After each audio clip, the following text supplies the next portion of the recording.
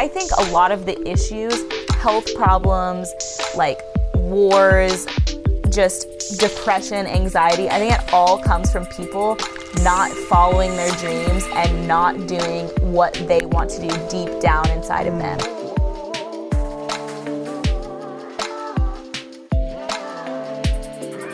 Hey everybody, welcome to episode 2 of the Andrew Deitsch podcast. Thanks for checking out the show.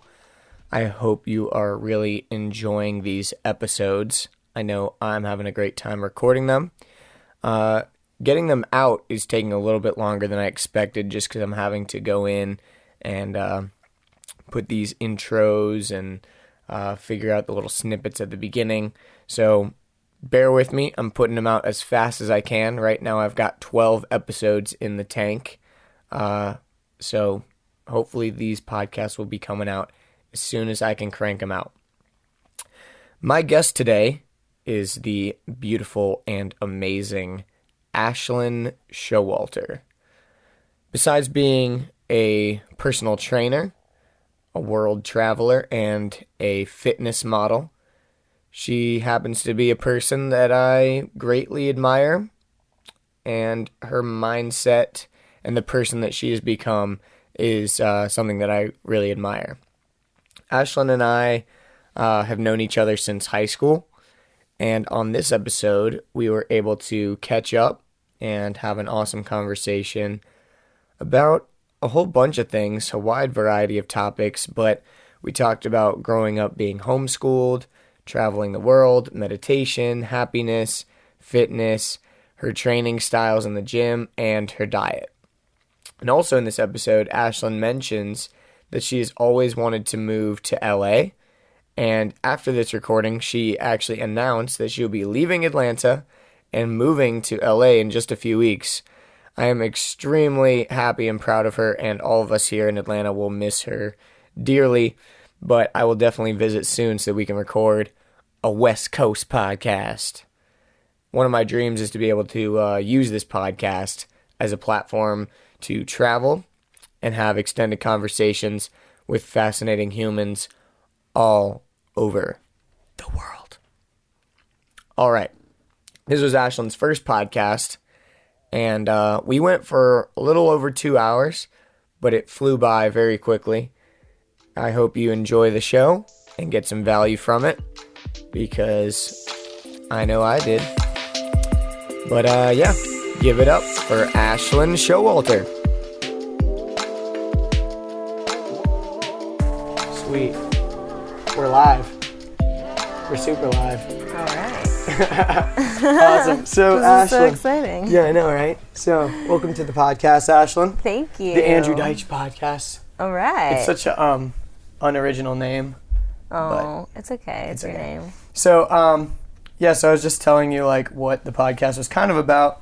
And, sorry, I'm taking my socks off. These are kind of gross. It's okay. Dude, it's fine. We're sitting here in Ashlyn's room in her apartment.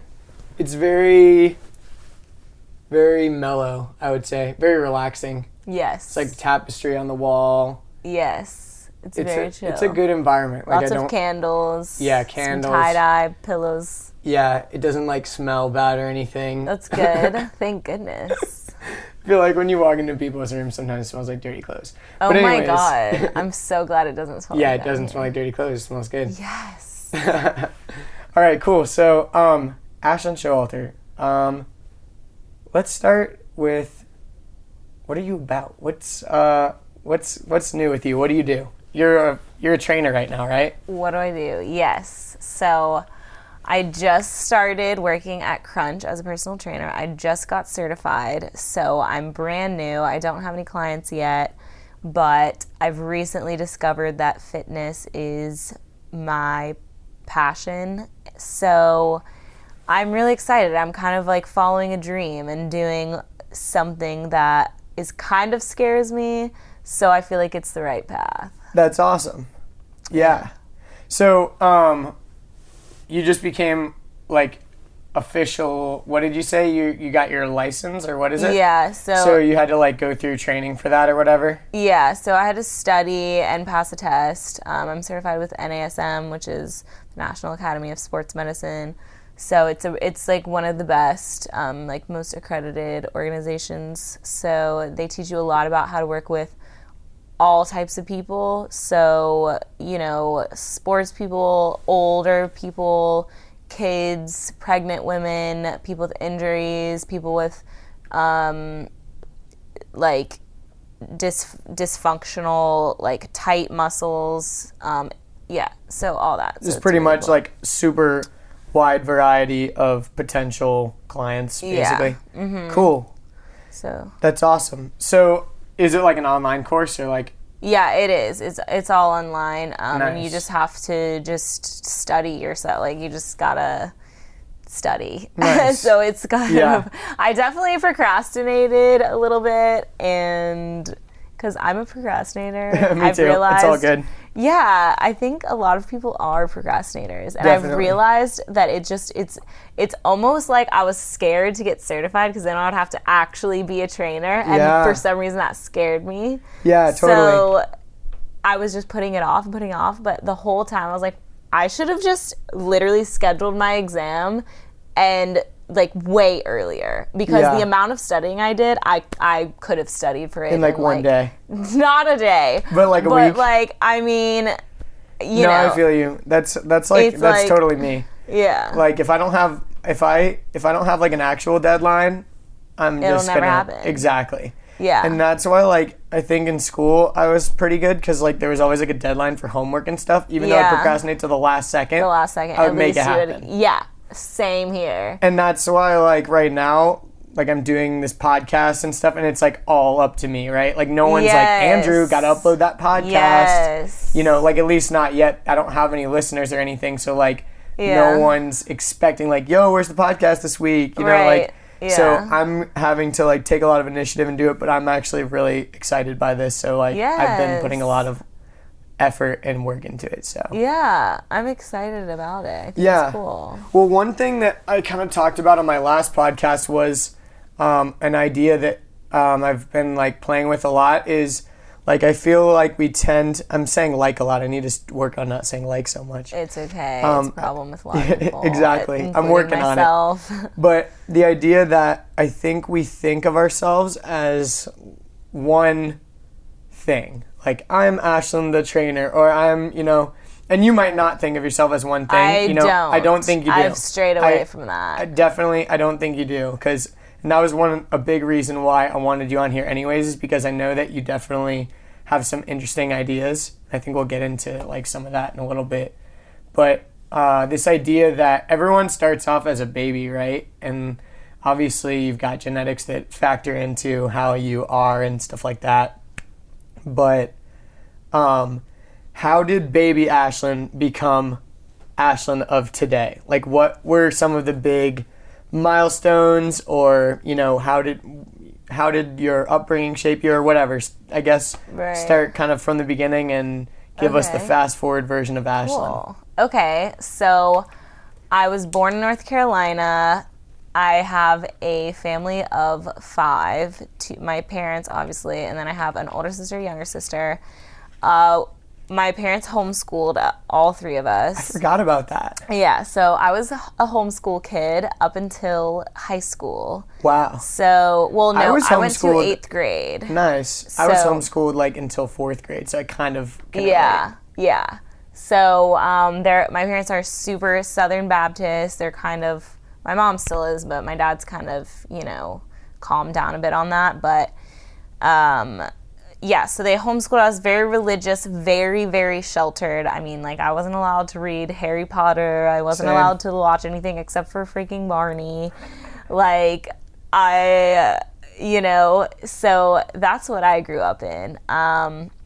So I did a lot of, like, playing outdoors, and that's pretty much all I did was play outdoors and run around bare feet and climb trees and make forts and stuff. So I was pretty active as a kid, but I never played any sports. I always wanted to play sports, but my parents were kind of poor, so we didn't really do anything. Yeah. Like, honestly. But like, yeah, when you, we didn't really they're do just like, anything. go outside and make a like, fort. Play, Yeah. just play with yourself. So that's a good skill to learn, though. Yeah, yeah. By just saying, I don't know if you're touching the mic. I didn't know if you were touching it. Whoops. I didn't know if it would block the sound. Yeah. So you said you were outdoors all the time, blah, blah, blah. Yeah. When did you move to Georgia? So I moved to Georgia when I was 13 because my dad changed jobs.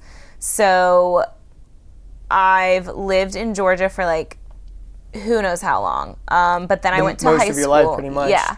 So then I went to high school at Northview High School, which I met you somewhere. I think we met at church. I think church, yeah. So Yeah.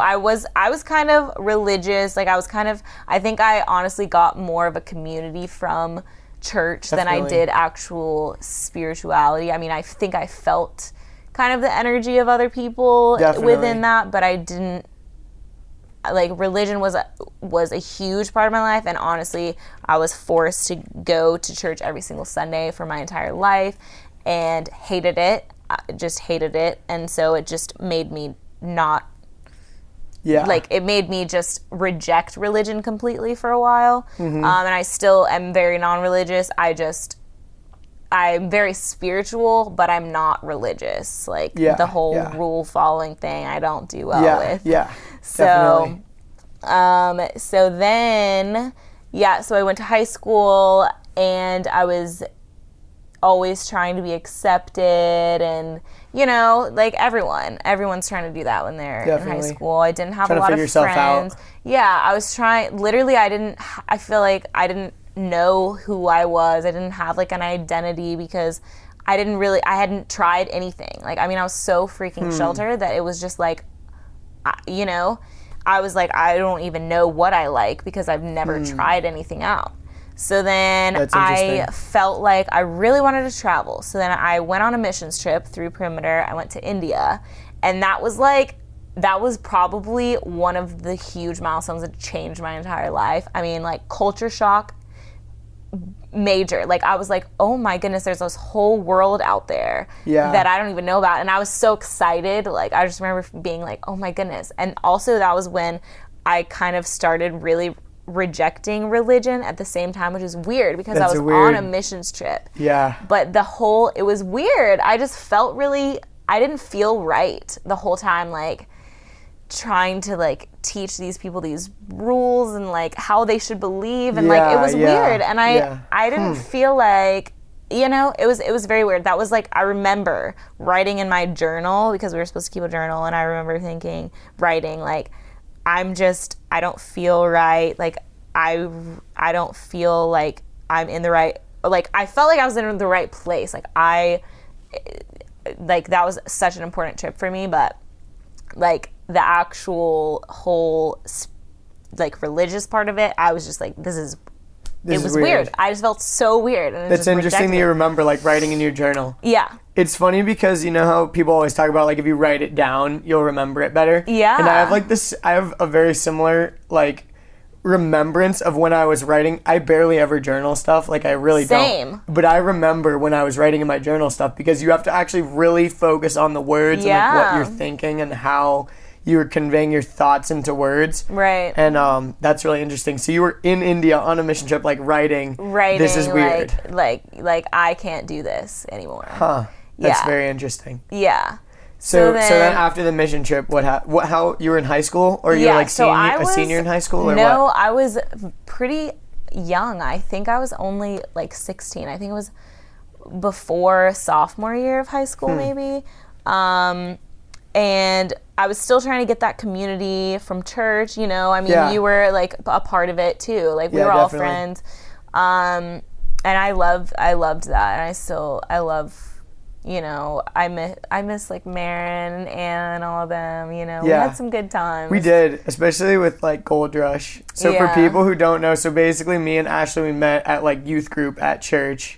And, like, we kind of had a little group of friends. And we all, like, I didn't go to their high school. So the only time I saw them was at church. So church was fun. Yeah, church was fun. Because we all got to see each other. Yeah, church was fun. And then, like, every summer we had this big retreat that was at our church, and we always had a lot of fun at Gold my Rush. Goodness. That was really had so fun. much fun. We were such good kids. We were good kids. Like, we were good kids. We were. Like, looking and back we were, on like, it. uplifting to each other and, like, that was. And that's, I definitely, like you said, looking back on church, you kind of have a bad taste in your mouth, but, like, there was definitely a lot of good things that kind of, like, came out of it. Yeah. Yeah, absolutely. I definitely, I learned that there are really good people out there, genuine good people, like there's really good people in churches, Definitely. So that showed me a good side of people, for sure. Like,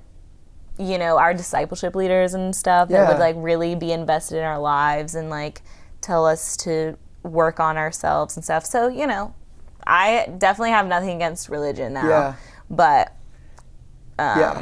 So basically, after that mission trip, you kind of, like, still stayed in church, but you're still kind of feeling weird? Yeah. So then my parents always told me that I had to go to church every single Sunday until I moved out of the house. So were you fighting it? I mean, it was just a fact. I just did it. You just did it. But you knew, like, I live it. in there under their house. I live under their roof. Oh, I just have to go. Mm-hmm. Yeah. So... but I would tell them every single Sunday, I would say, well, I'm not doing this when I move out, so ha ha ha, like, just letting you know, you did this to me. But I was like a little middle child rebel. Yes. But the middle rebel. The middle child rebel, that's not a rule follower. So once you graduated high school, you're like, peace out, Mom and Dad, and you went to Kennesaw State? Nice. Yeah. So how was that? Kennesaw was...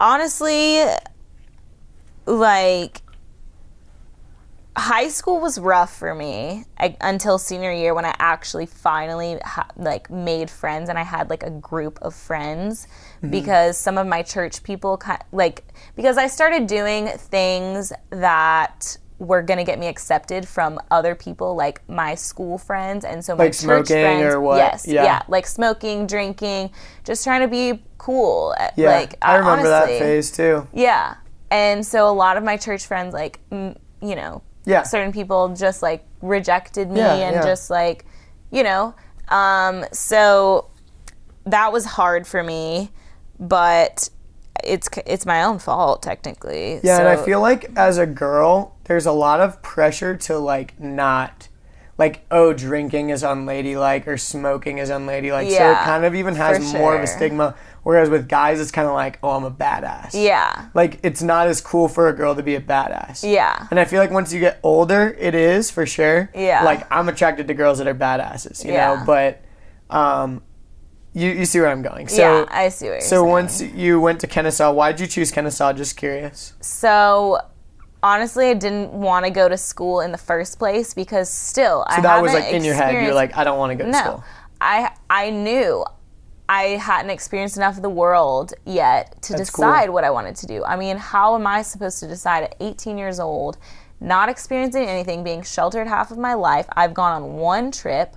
I've never played any sports, never tried anything out. Like, I mean, my parents really didn't allow me to, like, even try or do anything. Things, and, like, I didn't even know what was cool. Like, I really just wanted to be cool. I didn't want to be that homeschool kid. I didn't even tell people I was ever homeschooled. Like, that's why some people are literally finding out now. I just kept it a secret because I just wanted I wanted friends. I was embarrassed, and my whole life I just wanted friends and, like, to have fun, and, like, I'm a very social person, but I'm also, like, I can be a loner sometimes. But But so, and I think that's probably because of your childhood. Like, you had to go outside and, like, learn how to, like, entertain yourself and play outside. Yes. I was kind of the same way. My parents didn't let us have video games or anything like that. Oh, yeah. And so I think that playing outside, and I was the older child, so I think I kind of learned that to begin with. Like, I didn't have my younger brother to play with from the beginning. Yeah. So I kind of,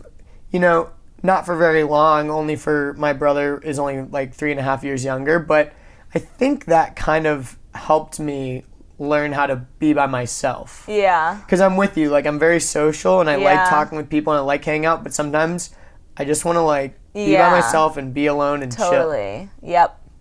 Yeah. So absolutely. you said you chose Kennesaw State mainly just because... Didn't want to go to school, and I didn't get into UGA. Honestly, didn't want to go to UGA either, just because my older sister went there, and obviously I'm the middle child, not trying to be like my older sister. Yeah. So that was the main reason. Some middle kids might want to be like their older sister, but you didn't. Yeah, I don't know. That was just, I was like, no, I got to make my own way. I'm Ashlyn. I'm independent, unique, So then I went to Kennesaw because I'm like, okay, I want my own little thing over here. But Kennesaw is just, it's a smaller school. They're still getting their shit together, excuse my language. No, you're fine, you can curse. And you can fucking curse, Ashlyn. Fuck yeah. I love that. I just wanted to throw it out there so you wouldn't be afraid to. So, yeah, they're still getting their shit together. So, it's not very much of a community. I didn't meet very many people, so I ended up hanging out with still some people from high school or whatever. Yeah. And then when I finally got a job is when I met a lot of people that were not, and then I started to make friends, which was good. But did they go to Kennesaw State too, or some of them, and but some of them were like didn't. older? Yeah, older, restaurant, because I worked in a restaurant. So some of them also bad influences. Like my first year of college and my second year of college was a lot of drinking, a lot of just a lot of smoking, which I think was just numbing, me not knowing. I didn't know what I wanted out of life. I didn't know what to do. Didn't know how to figure it out. I just didn't know. And I was frustrated, and I also wanted to move. I've always loved California, so I've always just felt like I needed to be there. But I was too scared to do anything, and I'm like, oh, excuses, oh, my parents, blah, blah, I don't have enough money, and my parents would, a lot of with my parents, you just want your parents to be proud of you. And, they're probably still supporting you, right? Yeah.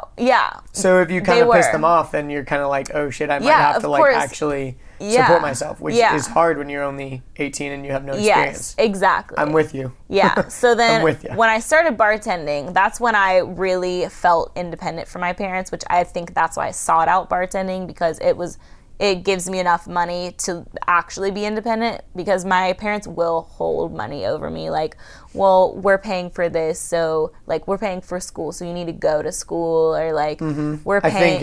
I think a lot of kids nowadays are like that. Yeah, so I think it sucks, because I think the biggest problem with our society, or whatever, people say society, but society, it's just our so whole messed up, bro. Yeah, exactly. As soon as you say that, people are like, but collectively, the way that people's education and just honestly the way people are nowadays, I think a lot of the issues, health problems, wars, just depression, anxiety, I think it all comes from people not following their dreams and not doing what they want to do deep down inside of them.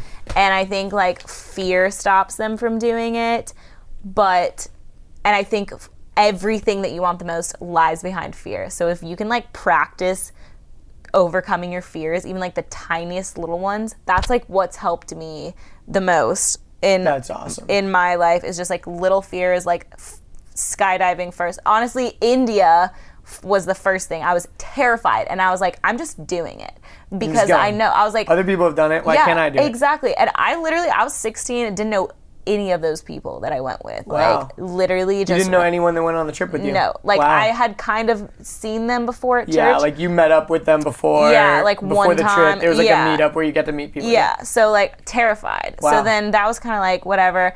Then I did skydiving. I went to Costa Rica by myself. So that was I was terrified to do that, but I just did it anyways. I remember that. Yeah. So you went completely by yourself, right? Yes, I went. That's so cool. Yeah. So was it the India trip that inspired you to do that, or you were just I've just got to get out of here, or what was the inspiration? It was just soul searching, because like college was terrible for me, super depressed. I was like I was a music festival person, still am, still love them, but for different reasons, honestly. Totally. Because I would just go to music festivals and have the best time of my life and feel so accepted and loved and just feel like myself, you know? And then I would come back and not feel like myself anymore, and just like I was trying to do this whole school thing, which just really wasn't working out for me. I'm smart enough. I was just bored. And like, I wasn't focused either, because I still hadn't really figured out. And honestly, I knew all along that I wanted to do something with like fitness or just health, like self-improvement. I'm really into like self-improvement, meditation, like just like overcoming fears, and like honestly, I really want to help people like follow their dreams, or like get down to like that thing, because I know like in the back of my head, I feel like I've always known, but like never, I've just always put it down, or like that's not cool, or other people would say this, or my parents would say this, or so even at that point, you were kind of thinking, I know I want to help people do this, but I haven't done it myself, so I need to like go take a trip or something. Yeah. Cool. So I just went. I don't even know why I went on this trip. Honestly, I think it was just I needed to overcome a fear. That's cool. And like, you know, just overcome a fear, because that's really cool. I was like, I need to do this, and just trying to be a badass. I don't know. Yeah, that's awesome. No, so because I remember we I was living over in Kennesaw, and we hung out once, and I remember talking about kind of this time in your life where you were saying like school is not working out. Yeah. I don't want to do this. I want to drop out. Like all those kind of things. And then I remember after that you decided that you were going to Costa Rica. So after you went there and kind of traveled some and did all that, did you finish at Kennesaw State, or did you drop out? I decided to take a semester off, because I was like, okay, I need to reach out and try things out, and so that I can figure out. Like, I need to do more soul searching. I need to travel more. I need to get out into the world. That's awesome. That's the best education you can get. It literally is, and it's the best thing that's ever happened to me, honestly. It like gave me time to focus on myself, and I got into fitness.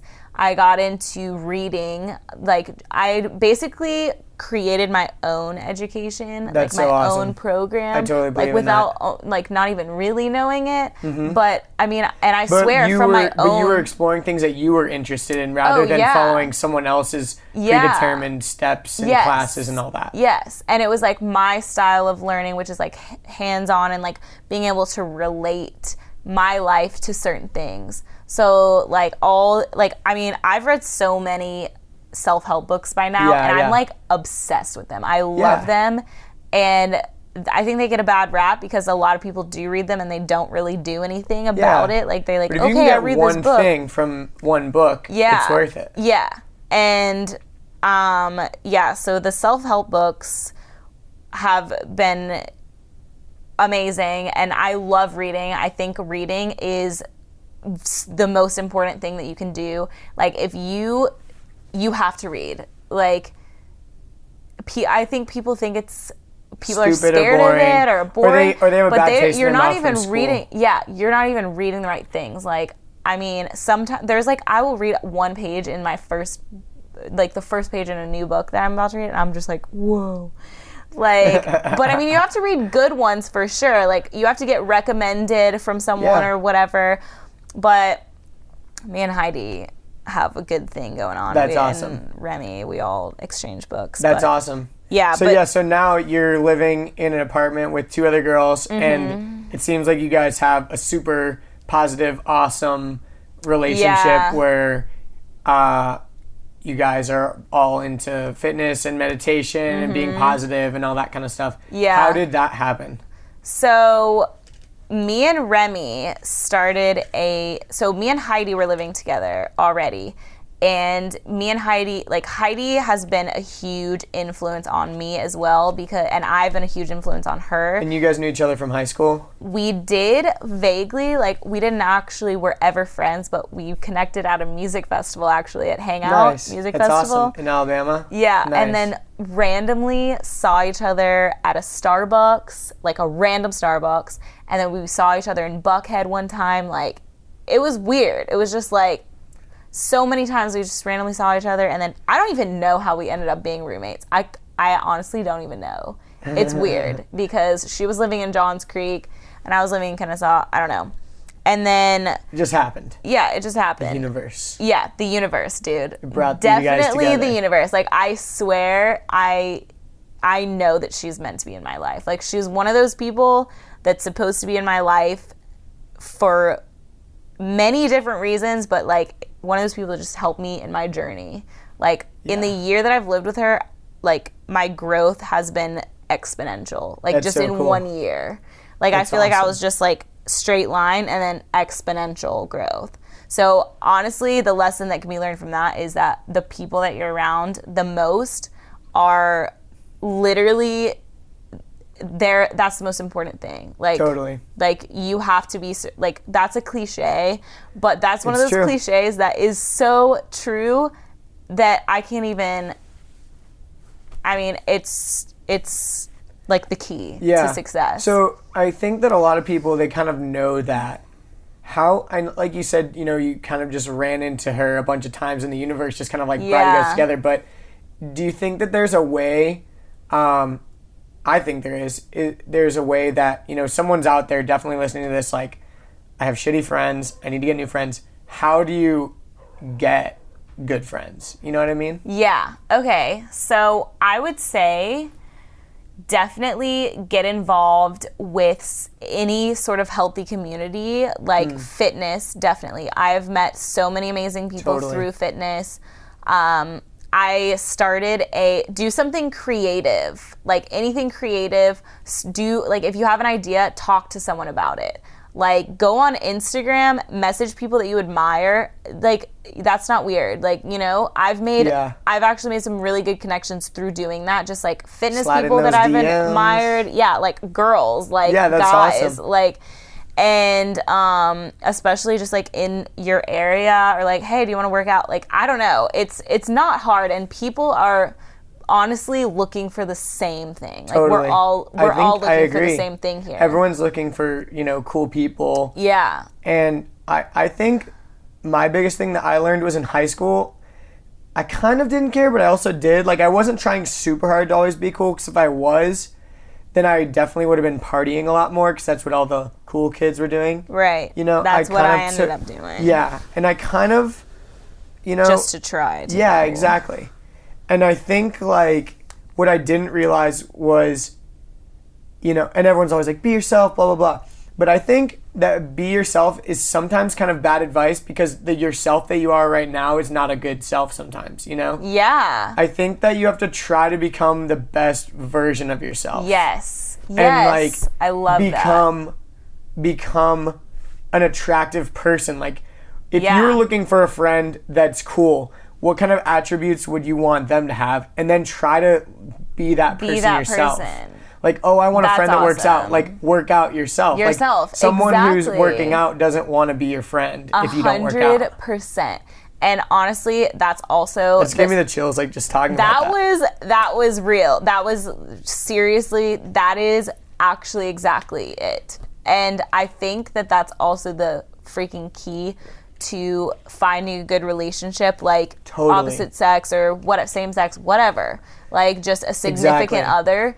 You really have to become the person that you want to be with. Yeah. So, and like, my thing right now is like thinking about, okay, who's the person that I want to be with?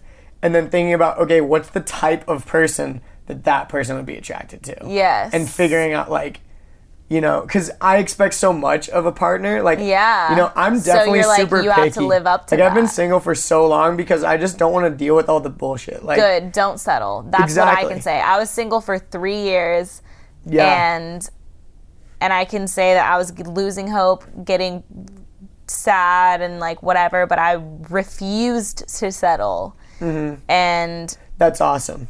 yeah. So just to kind of tag along to that, so now you are in a relationship, right? Yes, Awesome. I am. How long have you guys been dating? I haven't talked to you about this, Yeah. So but I've seen them on like Instagram and stuff. Yeah.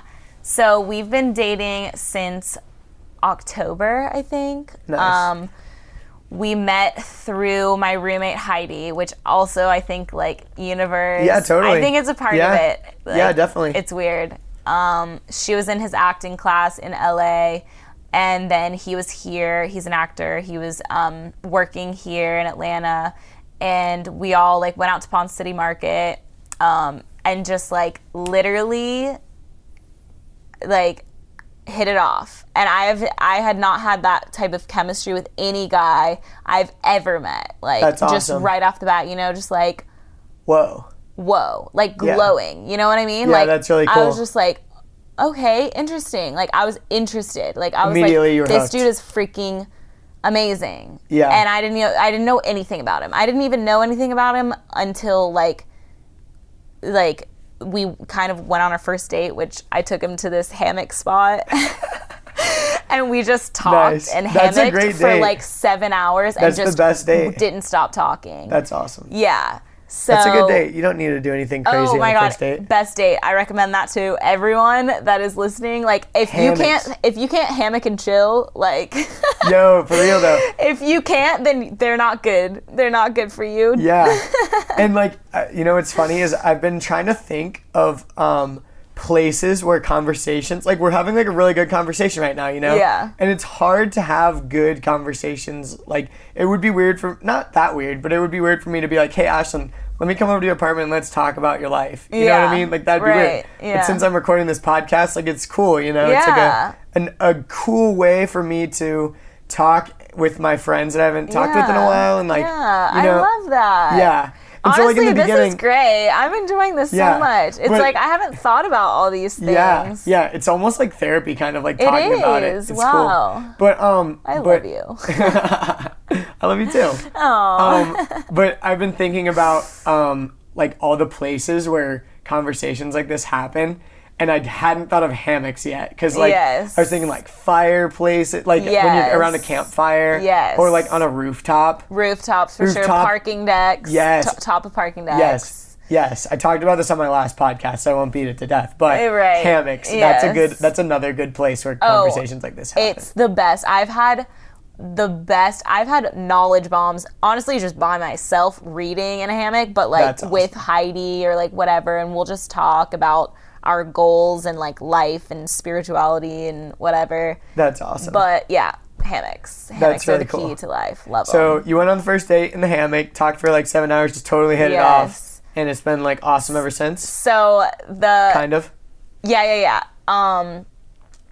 So the first night we hung out or whatever, and I just he was like playing, I forget. He was playing music. He was like, okay, I'm gonna play music.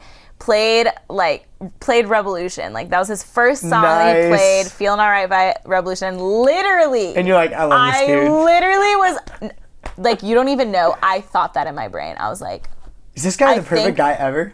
No, I'm not Yeah, even kidding yeah, you. yeah. I was That's like, awesome. oh my God, I found my soulmate. Like, That's so cool. I literally, and I knew nothing about him. Like, I was like, oh God, this is one of Heidi. Like, Heidi was like, oh, come hang out with one of my actor friends. You're And like, I it's was gonna like, be like some weird I was like, oh guy. my God, some weird actor Some dude. weirdo. And then That's so like funny. totally different. And I was just like, oh my God. And like, honestly, the thing that probably attracted him to me the most, just after talking to him and everything, was just like he's very ambitious, just like That's so awesome. ambitious, and believes that anything is possible. And honestly, I think the first words out of his mouth to me after he met me, and I was in a really honestly horrible period of my life. I had quit my job because just some things had happened, and I was doing the soul searching, you know, like Yeah, just yeah, figuring it out, and still didn't know what I was doing. I literally didn't even have a job at that point Wow. in time. Like there was like a period of like a week where I didn't have a job, And he was like, so what do you do? And I literally didn't even know what to say. Like, how awkward is that? Because I was like, oh my God, like, this dude is so cool. And I'm just like, I didn't even know. And I was like, I don't even know. That's what I said. And he was like, okay, well, you know what? We need to figure that out. Like, I'm going to help you figure that out. And I was like, thanks. Like, you know, like, I need someone to help me. And honestly, he has like encouraged me to follow my dreams more than I knew that I could. Like, that's really awesome. Yeah, him and Heidi have been the two people in my life that have he's changed my life completely. That's really awesome. Yeah. That's cool. And so does he lives out there right now? It's like long distance? Yeah, it's long distance. So it's rough sometimes. Yeah. But I have plans to move to LA, which is something I've literally wanted to do my entire life. So it's almost like I feel like it's the universe saying, like, get your ass out here, like, big things in store for you here. Yeah. And so, you know, I'm just saving money, so I'm working really hard, just saving money so I can go out there. I just want to get into the fitness industry, do like some fitness modeling when I get out there. And honestly, I kind of want to build like a fitness platform, but ultimately all over health and wellness and growth and self-development. Yes, exactly. Nice. I really just want to help. Life platform. Yeah, and like really tell, like, kind of relay to people like me what all I've learned and what all has helped me, and just like live by example and just try and be like a good person. And just, yeah, because there's a lot of terrible people in the media, I feel like. Totally. And just like on those like platforms and stuff, and I would love to help change the world a little bit.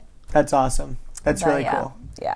So I have a couple of I have so many things I want to talk about, but something popped into my head that was kind of interesting, and I kind of want to play the devil's advocate for a second, because I think there's probably a lot of people listening that are kind of like, whatever, the universe, like all that's bullshit, blah blah blah. Right. So like, what would you like an interesting thing that, you know, people would say, I feel like, is kind of, okay, well, if you say the universe is attracting you to these places or whatever, couldn't you also say that, like, if an opportunity pops up that you like, you could say like, oh, that's the universe, and if another opportunity that came up that you're gonna reject is that, you know what I mean, like, you know, why isn't that the universe? Why isn't the universe telling you to do that thing rather than the thing that you want to do? Right. How do you explain that? Okay. And how do you think about that? Because I'm kind of in the same boat right now where I'm not very super religious either.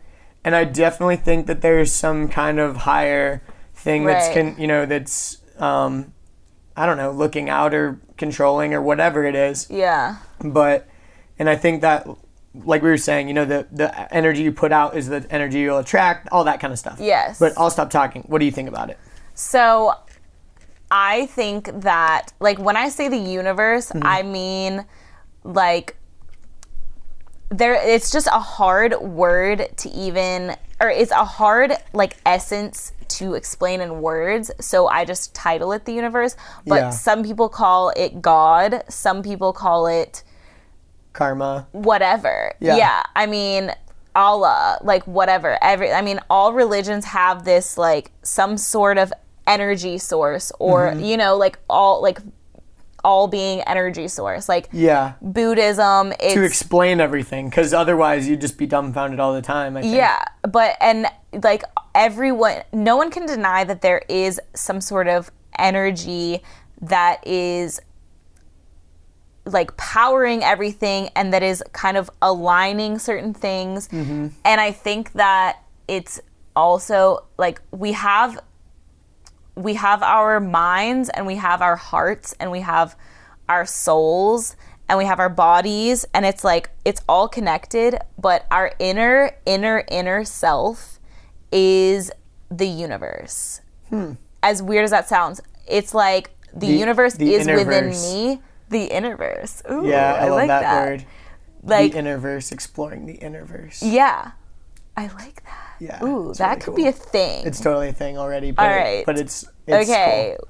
I like that a lot. Yeah, I had a feeling you would like that. Oh my goodness. Yeah. So I the agree. Universe is in me, the universe is in you, and whatever. And I think when people think of like more spiritual people or whatever, I think those people are more connected to their inner being and their inner self.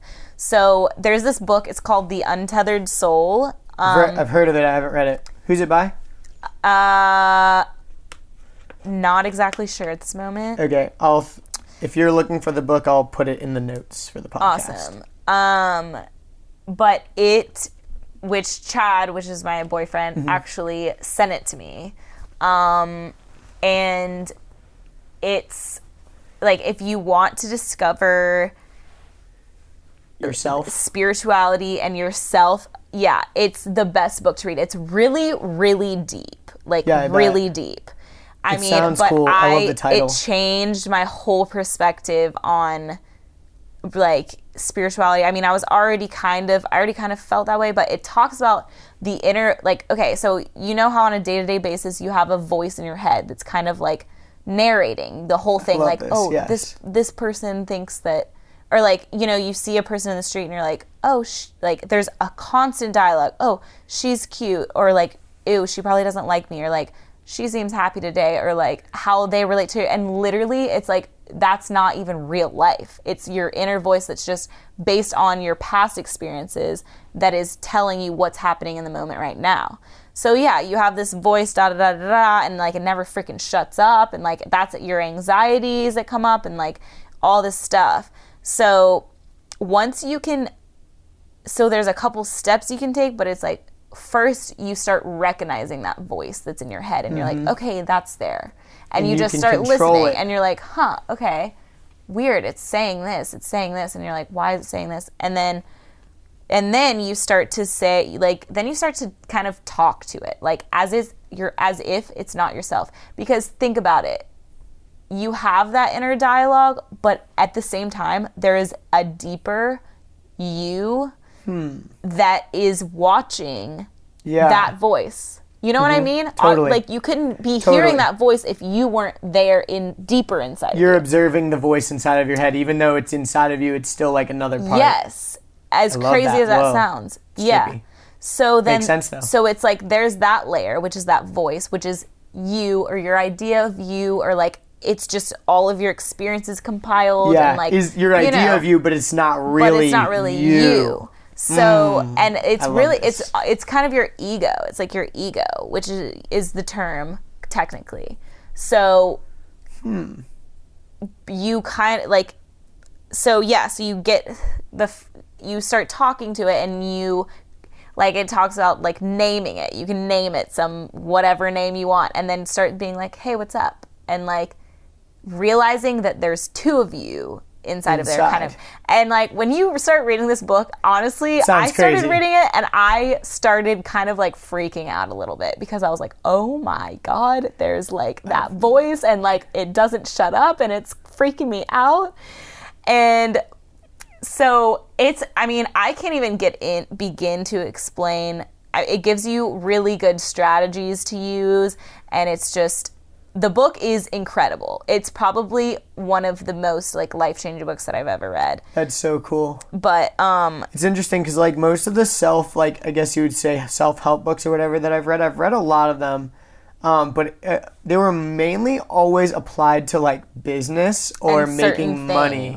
Yeah. And I haven't read that many books about like, you know, meditation or like introspective stuff and stuff like that. And I kind of want to get into that a lot, but you should. Also, I've been listening to a lot of podcasts that touch on that stuff a lot. So like, that's helped me a lot. That's good. Yeah. I think that once you can get in touch with that inner being and like realize that the ego is honestly bringing you down, and it's creating realities, like realities in quotation marks, because it's not really reality. But it's creating this whole world that you don't have to even give into. You know what I mean? Yeah, like, I love that. You don't. And so it honestly gives you a way to move past your fears. You're like, literally, this is this random voice that's telling me not to do this because I'm scared. Shut up. Yeah. Like, you can literally, and you can turn it off. I love that. And it's really, I don't want to say difficult because it's not. It's really not difficult. It just takes time and work and practice, but you can do it. And meditation, that's why meditation is so important, because it gives you a way to get in touch with that, your inner being, at least once a day, even if it's just those 5 minutes. And it's a practice. It's just practice. It's literally practice, yeah. Yeah, and literally you may only be able to do it for like 2 seconds at a time. Like literally sometimes your voice will just go on, and like sometimes I can't meditate, you know, and I've been doing it for a while. Like I meditate every single night and every single morning, because honestly I can't function in my days anymore if I don't, like, because I bartend and I do a lot, and bartending, your negativity, a lot of negativity Totally. From a lot of different And the directions. environment can be very negative as well. Yes. People that are there to drink and like, Oh, yeah. you know, like it's kind of, negative environment. A lot. And even the people that, my coworkers, will be negative. Like if they're not making money, it's just like da da da da da.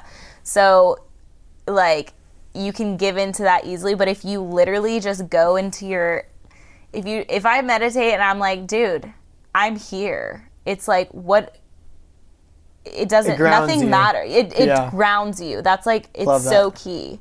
Yeah. It literally grounds you.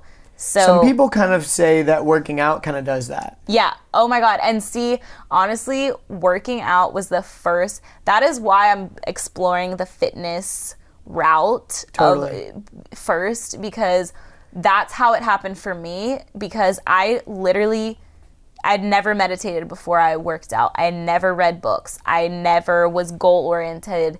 I never really cared. I didn't have the confidence, honestly, to do any of that. Yeah. I didn't even have the confidence to like. But you weren't like fat or anything. That's the thing. No, I wasn't. You've always been like you've never been fat or anything. For sure. You've always been attractive. Like it wasn't like you were like, fuck, I hate how I look. I mean, maybe you were, because girls tend to do that a lot. That's the thing. I had horrible body issues, like, and you would really not think it, because I was extremely skinny, because I literally, like, there was times, you know, whatever, it doesn't matter now, but I went through a lot of shit. Definitely disordered eating or whatever, you know, and it comes from a lot of like watching my mom never be happy with her body and like just being forced to eat certain things. Like I don't know, you know, there's a lot of childhood stuff that does translate, but then you can overcome anything.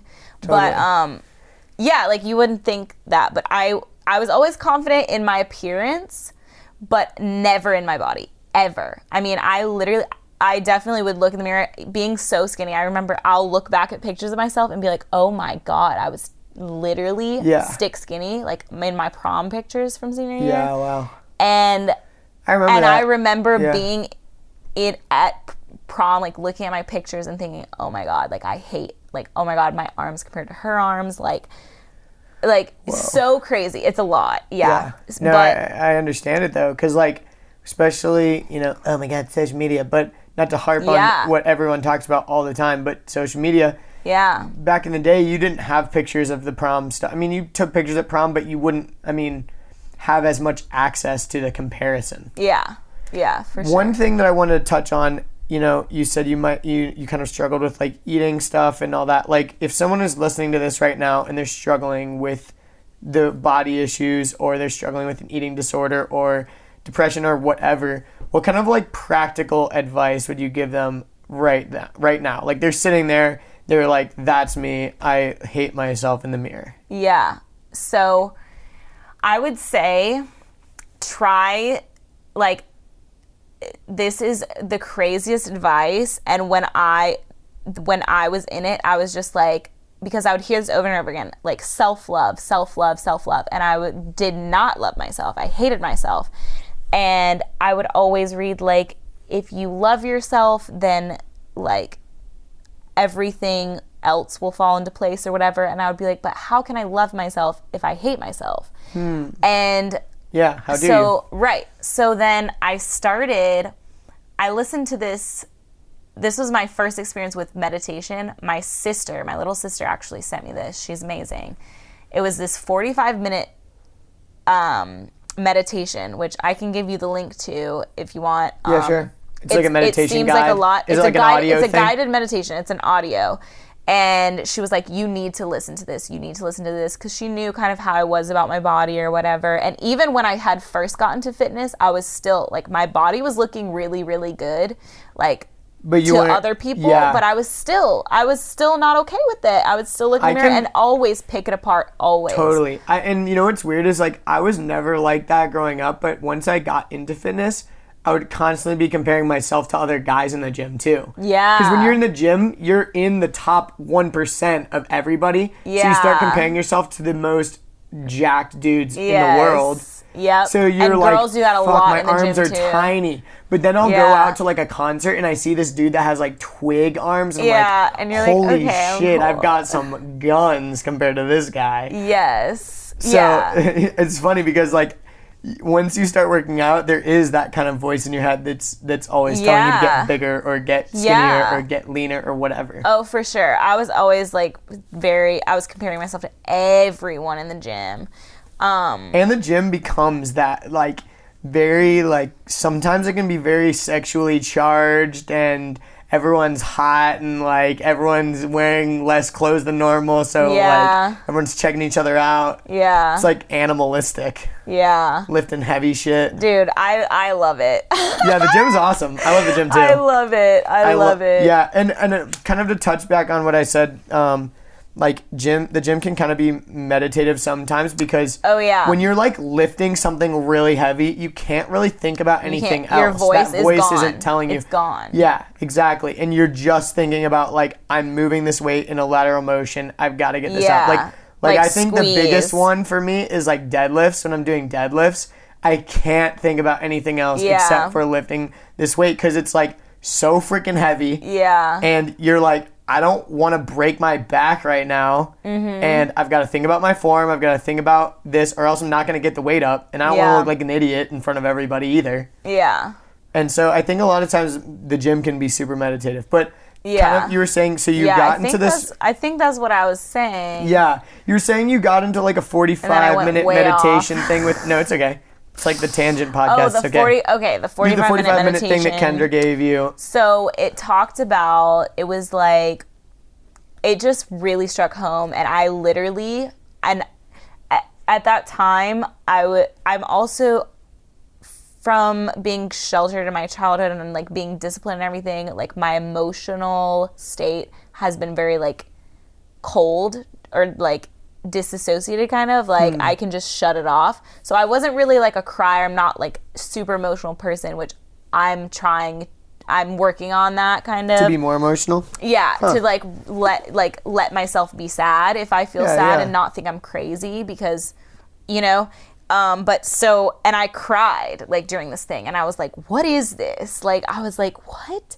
But it was just like, it really touched home, but it talked about how you have to love yourself before, like, you have to love yourself in order to make any true positive changes in your life. So because true. you can do things that are good for you or like that you know are going to help you, or like, you know, okay, working out is good for you, so I'm going to do that. But if you don't, then some people work out, a lot of people work out because they hate their bodies. Like, working out because you hate your body, honestly, it's not gonna ever work, because you're not gonna, once you've done that, there's always gonna be something wrong with your body. There's always gonna be something wrong. So the key is to literally, you have to love your body like all the time. You have to love your body all the time. Even when you're starting off fat or whatever. Yeah, and honestly,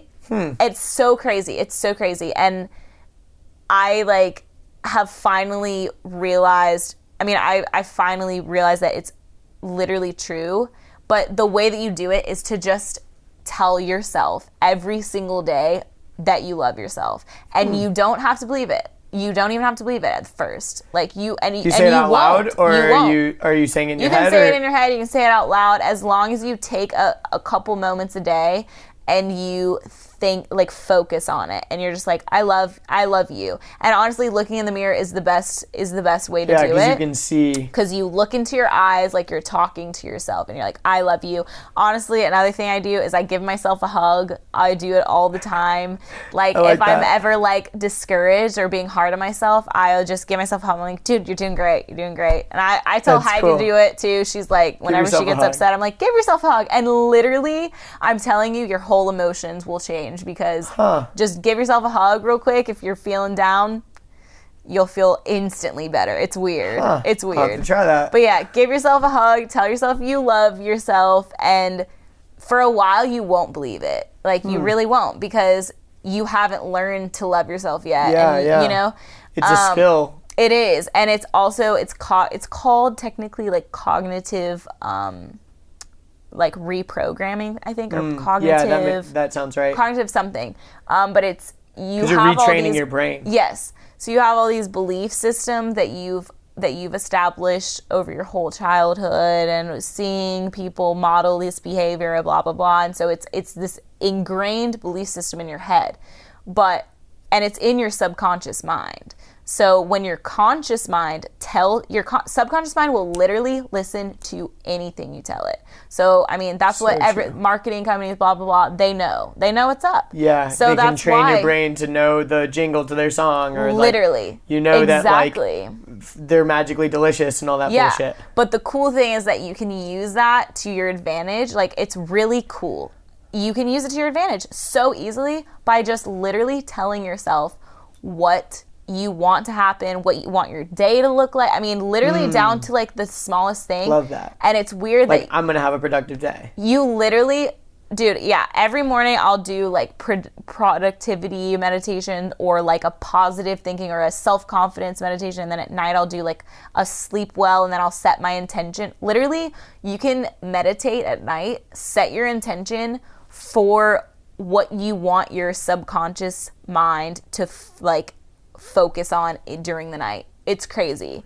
Like, whoa. You can go deep. That makes sense, though. Yeah. That if you're like thinking about that when you go to sleep and all that. Yeah. I mean, think about, like, literally the last thing I do before I go to sleep is I have this whole notes thing full of like positive affirmations that like I just relate to me at this moment in life. That's or whatever cool. That I need to kind of hear, that I haven't like made into a belief system yet. Yeah. So I just tell myself that, and like, even if I don't believe it, I still say it, and I still try to believe it. And then it's just weird. You just start to see the little things that come together, because your subconscious mind carries you throughout your day, technically. When your conscious mind isn't, which your conscious mind is not carrying you many, many times. Like, whenever you've driven somewhere and you get there and you're like, oh shit, how'd I get here? Dude, guess what? Your subconscious mind. Or you're like texting and then you look up and you're like, holy shit, How did I do that? Drove like 15 minutes. Subconscious mind. It's the most powerful thing in the universe. It is the universe, I think. I think the subconscious mind is the universe. So your mind so you're saying like the brain that's operating your stuff that you're not even thinking about, like your breathing and your everything that you don't consciously think about that. That is really crazy to think about. It's weird. It's like something breathes you. There's that energy inside of you. And you can consciously think like, I'm going to breathe in. But when I, when you're focused on other stuff. When I'm talking, I'm not thinking about breathing. Exactly. So when you're focused on other stuff, like that your conscious mind needs to focus on, you want your subconscious mind to be operating simultaneously in the most positive, effective way possible. So that's why you do the affirmations and the cognitive reprogram or whatever to program your mind to like self-love.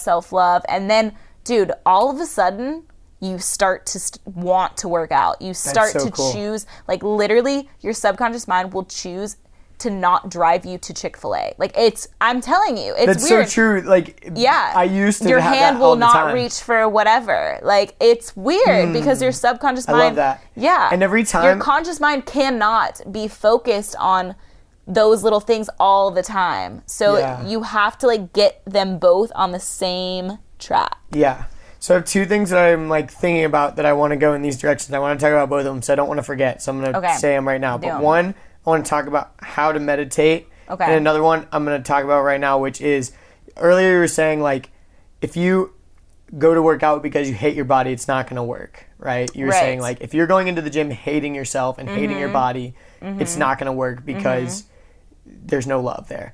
And this is a thing that I've been thinking about so much recently. Like, for example, a fat person, they would say, I am fat, or I am ugly. Oh my God. That's an affirmation that's negative. And that is literally like, then you're going to be fat. And okay, now that I've been through this whole journey, whenever people, and I do this with my friends because I love them so much, and my friends, like, so many of my friends will be like, oh my God, ew, I'm fat, or like, ew, blah, blah, blah. And Girls I literally, all the time. like, all of my friends, and I try not to be like, don't say that, but I'll just be like, I literally just try and like switch it, and I'm like, I literally tell my friends this, like, every time I see them. I'm like, you're beautiful and amazing. I tell them every time.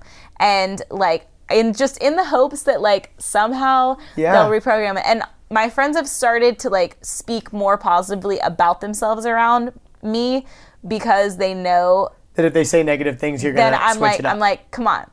I'm like, That's you're so beautiful. cool. I'm like, say 3 nice things about yourself, because seriously, it's just a pattern, and then it doesn't help you. That's the problem. It doesn't help you, and it doesn't change and it's a conscious anything. choice. You can say the negative thing or say the positive thing. It's literally the exact same effort to say. Exactly. And like one thing that I've even thought about is like, you know, I love that you were saying when you're around your friends, you try to switch up the energy. One thing that I've consciously tried to do over the past like 4 or 5 years is just in public, just smile. Yes, I do the same thing. Because when people see you smile, they're going to smile back. And literally the effort it takes to smile is so small. And sometimes people all the time are like, why are you smiling? Like, why are you smiling? God. And it's hilarious because I love it because they think that the natural state should be like a frown or like negative. It's like, yo, dude, we're alive. We're walking around. Like, this is awesome. Like, you're another, like, I'm making eye contact with you. Like, I'm going to smile at you. Literally, we're the same. Yes, and love it, like, we're all the same in another person's body. So this is one thing that I want to talk about you were saying like if you hate yourself and you're saying like I am fat. And it's like if you look in the mirror and you see yourself that's fat, and it's like, are you your body or are you something that's way down deep inside of you, like your soul, your subconscious, whatever, and you're just in a meat vehicle that happens to have eaten way too many cheeseburgers, or maybe you have an eating disorder, or maybe you just have been blessed with you've been cursed, I guess, with bad genes, or, you know, there's a history of obesity, or maybe your family when you were growing up ate terribly, so your eating habits have been poor your whole life. You don't know how to eat healthy, or you're addicted to sugar, or whatever. So, like, when you say, like, I am fat, like, a lot of times people tend to think of themselves as their whole body. For example, I was thinking about one of my friends at work. He's really tall. Anytime someone new meets him, they're like, "Oh, you're really tall," and it's like, "Oh my god," you know what I mean? That's gotta be so annoying. But you know, it's like when you're that tall, when you're 6'7" or something, it's like, do you play basketball? Are you? Do you play basketball? Are you? Oh my god, how's the weather up there? You know, like you hear it all the time, you know, and it's crazy to think about. Like, he is just a dude inside of this super tall meat vehicle. Like, he's literally just like, his body is huge, but his brain and his mind and everything, like, and so all he knows is being big. And the opposite was true for me. Like, you remember me, I was really short, and I'm still not the tallest guy around, but I'm not like, I feel like I'm pretty average now. I'm not self-conscious of my height or anything. Right, for sure. And I think growing up, everyone, oh my gosh, Andrew, you're so short. Oh my gosh, Andrew, you're short. And so you have these negative affirmations to yourself all the time. That whole belief system. I'm short. And it's so weird because as soon as I started like working out and getting really serious in fitness and like actually admiring how I looked in the mirror was when I realized, like, holy shit, I'm like a different person. Like, I don't see myself as that anymore, even though in the back of my mind I was always thinking like, you're short, you're the youngest, you're not getting picked first, you know, all that kind of stuff. And I didn't even realize that I was thinking those kind of things, but it's subconscious, like you said. Yeah, exactly. It's so crazy. Yeah. And then it really affects the rest of your life because it's something that is honestly impacting a lot of decisions because, like, okay, like maybe you didn't go up and talk to some girl that you thought was pretty just because you thought literally, like, you didn't even think this. Your subconscious mind automatically decided for you that you didn't want to go talk to her because you thought she would think you were too short or something, like, you know? And it's that's so dumb, dude. If you literally went up and talked to her and showed you how cool you are as a human being, like, she would like you, you know? Yeah, exactly. But it's like, it's all this weird, like, you know? Mm-hmm. It's so the crazy. other weird thing to think is that girl, even though from the outside she might be so beautiful and you're so intimidated to talk to her, she's just a normal person inside of herself, too. And she's probably like, oh my God, that guy's probably not coming to talk to me because my nose is big. Yeah. Or I'm too skinny. Yeah. Or whatever. Whatever. Yeah, and she's hoping the whole time that you'll come to her. That's so interesting. It's so crazy. It's that freaking voice. Yeah. Freaking voice. So something that I did recently that was really cool, I don't know if you knew this, that I did this, but I went to a sensory deprivation tank. Oh my God. Where? There's one in Little Five. Stop. I need to go now. You have to go. I need to go tomorrow. Do you know what it is? Like, yes, you know everything about it? Well, no, not really, but like, I kind of have theories about it. Yeah. So this is really, oh my God, really totally with the whole like innerverse, like untethered soul kind of thing. Yeah. So that's what it's called, right? Untethered soul. Okay, yep. cool. So like, for those of you listening to this podcast, so a sensory deprivation tank was developed by this dude who is doing like tests on, I don't remember, but basically the whole concept is to separate, like, the untethered soul, like, separate your brain from your body. Yeah. Because constantly, all the time, like, me and Ashlyn were having a great conversation. We're really connected right now, but I'm still, like, consciously thinking, like, there's, like, a thing between my toe, and, like, I'm sitting in this bed, and I'm, like, adjusting, or I'm shuffling, or I'm shifting, or I'm talking, or I need to drink the water. This person is, like... Yeah, or I'm thinking about what I'm going to say next, or whatever it is. Yeah. So, like, you're constantly being engorged by stimuli from your senses. So the sensory deprivation tank, what it is it's this tank. Oh my God. I can't even, I have to Ashlyn, go. you have to do this. I'm freaking out. You have to do this. I'm like. So what it is. How much was it? Okay, you so, tell me later. No, I'll tell you. So for an hour and a half, I think it was $90 or like $75 or something like that. I think it was $75 in your heart. Exactly. So what it does is when you get into this, you go into this room, there's a shower, you take a shower, you get completely naked, and then you go into this tank that's a tank of water, and it has, like, I think, don't quote me on this, like 9,000 pounds of Epsom salt. It could be more. I think it has more than that. I don't know the number anymore. But Epsom salt, it makes you float. So when you step into this tank, you float no matter how fat you are, no matter how heavy you are, no matter how skinny you are. Yeah. And you float in this tank. And the air temperature and the water temperature are the exact same temperature as your skin. Oh my God. So when Can you I, like, do you want to go again? Yeah, I totally want to go again. Okay, let's go. Okay, I want to go with you. There's like, literally, there's like a couples deal. We should just do it. Okay, let's do it. Literally, like, next week. Yeah, let's go. Okay. So that's what I want to do for fun. Yeah, me too. My parents were like, what? Like, they did not understand. I'm like, this is so cool. So, but anyways, so when you get into this tank, like, the first, like, 30 minutes or whatever, you're trying to, like, adjust yourself, get into a comfortable position. Your inner brain is, like, constantly just talking and all this stuff. Oh, yeah. But it is, like, a meditation kind of thing. It's also really good for relaxation because you're completely weightless. Right. You feel no gravity. Oh, my God, that sounds all incredible. senses are gone. Like, your spine elongates, like, all this crazy stuff. It's so good for you. The salt is really good for you. Oh, my God. Like, it's crazy.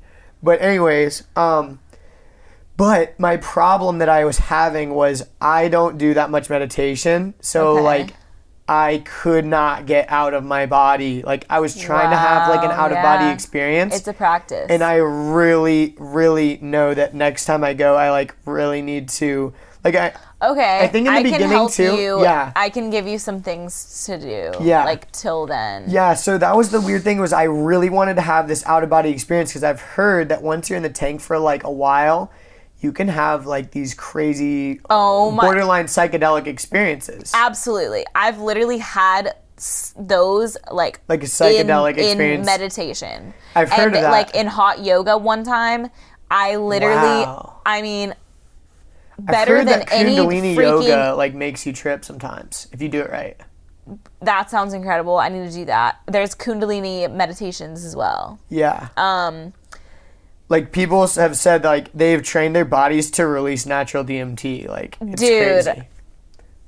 Like better than any freaking drug. Like because we are drugs. Like our body is drugs. Yeah. This is something like so interesting that I'm totally stealing from this podcast to listen to. But like, it was Terrence McKenna's brother, Dennis McKenna, I think his name is. Do you know who Terrence McKenna is? He's like this super famous he talked about psychedelics all the time. He was very, very vocal and active in the psychedelic community. But anyways, his brother is still really active. Terrence is dead, but Dennis is still alive. And Dennis was talking about how, like, when you ingest drugs or whatever you call drugs, it's so funny because drugs, it's just a chemical compound, and chemicals are just combinations of elements. And everything in the world is made up of elements, including your body. So your body's made up of chemical compounds. So your body is drugs. Oh my God. Like That's drugs cool are just shit. chemical compounds, right? Like they're just chemical compounds. Absolutely. And you're constantly in your brain releasing serotonin, dopamine, all these things that are making you think certain ways, feel certain ways. Those are all drugs. And so people think there's like bad drugs and good drugs. There's no such thing as a bad drug or a good drug. Because drugs are simply chemical compounds. There's no way for them to be moral or immoral. Right. There's no life there. There's nothing saying that it's good or bad. Is the good or bad thing. Exactly.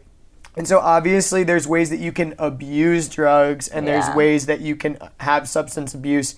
And there's definitely things that are frowned upon in society to do because of their addictive qualities and blah, blah, blah. Absolutely. But there's definitely like... When you're ingesting like psychedelics, for example, like mushrooms or something, it's like that is a natural thing from the ground that all of a sudden when you ingest it, you start tripping and you are taken out of yourself.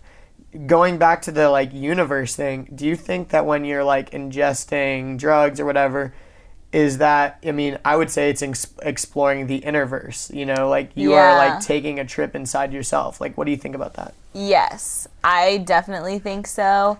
Like, I would say more of the natural substances over the chemical ones. Yeah, not created by man, like with, you know, I definitely think it explores your like connection. It honestly opens your mind to like how connected we are, and it strips away your ego, like the layers. I mean, they're totally No, I totally feel you on that. No, I don't care. Like I've done mushrooms. Like I mean, it's cool. Like that's the weird thing to me. Like I was saying, like drugs aren't bad, drugs aren't good, but like the society, bro, the government, or you know, people will tell you, oh, this is bad, you shouldn't do this. Religion will tell you this is bad, you shouldn't do this. And a bunch of rules. Yeah, a bunch of rules. And like the weird thing is, so obviously this mushroom or whatever, let's take mushrooms for example. I think it's the best example.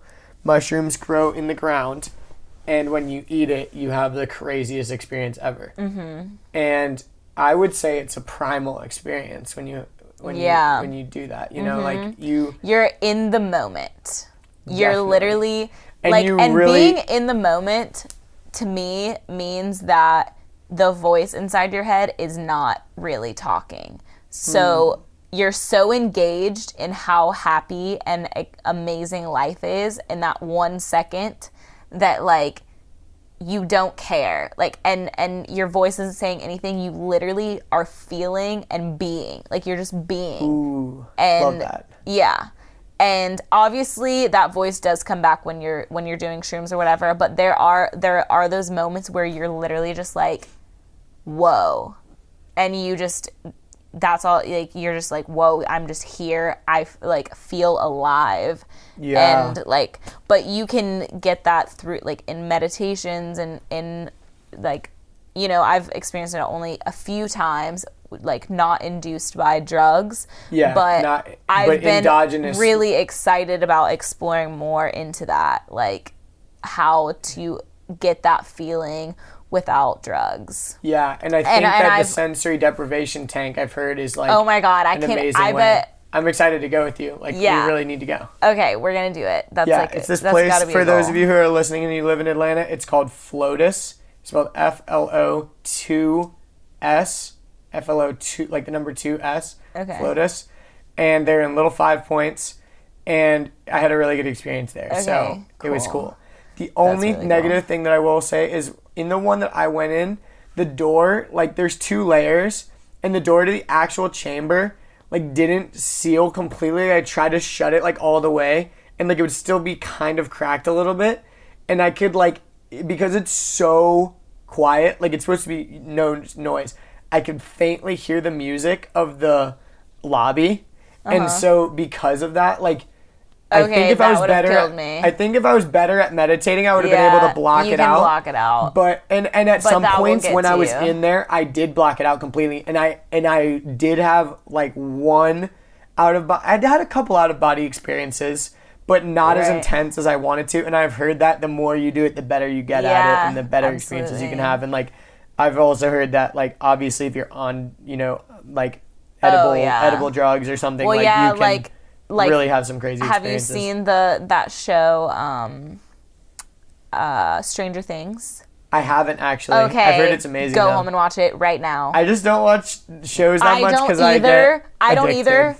Dude, but it's only like 6 episodes. Oh, okay, and cool. so you can binge watch it's really good. I binge watched it in one night because I don't watch 80 shows at all, but literally Heidi was watching it one day, and like it's like a cool show to watch if like spirituality wise, and like it's like sensory deprivation.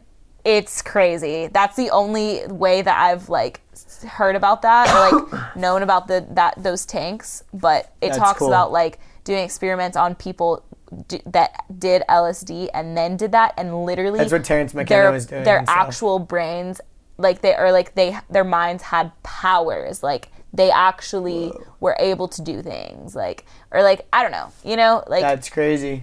Go places or like find other people's minds in the world or like whatever. Yeah. That's crazy. Yeah. But anyways, but back to the meditation thing, like how do people get into meditating, or like how do you do it? Yeah, I wanted to talk about that because I think a lot of people listening, and me included, like I'm not very knowledgeable and all that. One thing that I will say, and that I listened to a podcast recently, they were talking about meditation. They were saying, like, meditation doesn't have to be about, like, no one's perfect. Like, once you get into it, you're not going to be able to just It's like yoga. Meditate. It's like yoga. Literally, it's your practice, and it doesn't matter if you laugh in yoga, if you cry in yoga, if you freaking fall in yoga. It's literally all you get back up. It's literally all a learning experience, and you learn so much about yourself through it and about the world through it. So no matter what way you do it, it doesn't matter. Like the fact that you, like, if your goal is the same, then, and if you're really trying or like, you know, focusing and having good intentions, that's what matters. Yeah, that's interesting. I've also heard it put that, like, when you're trying to meditate, and like I think a lot of people have the wrong idea of meditation too. They think like when you're meditating, you're just trying to like think about nothing, and like you're just like you know, you're crossing your legs, holding your fingers, like, you know. But I've heard that like every time that your brain moves away, like the best way to start meditating is like focus on your breath. Is that what you do? Yeah.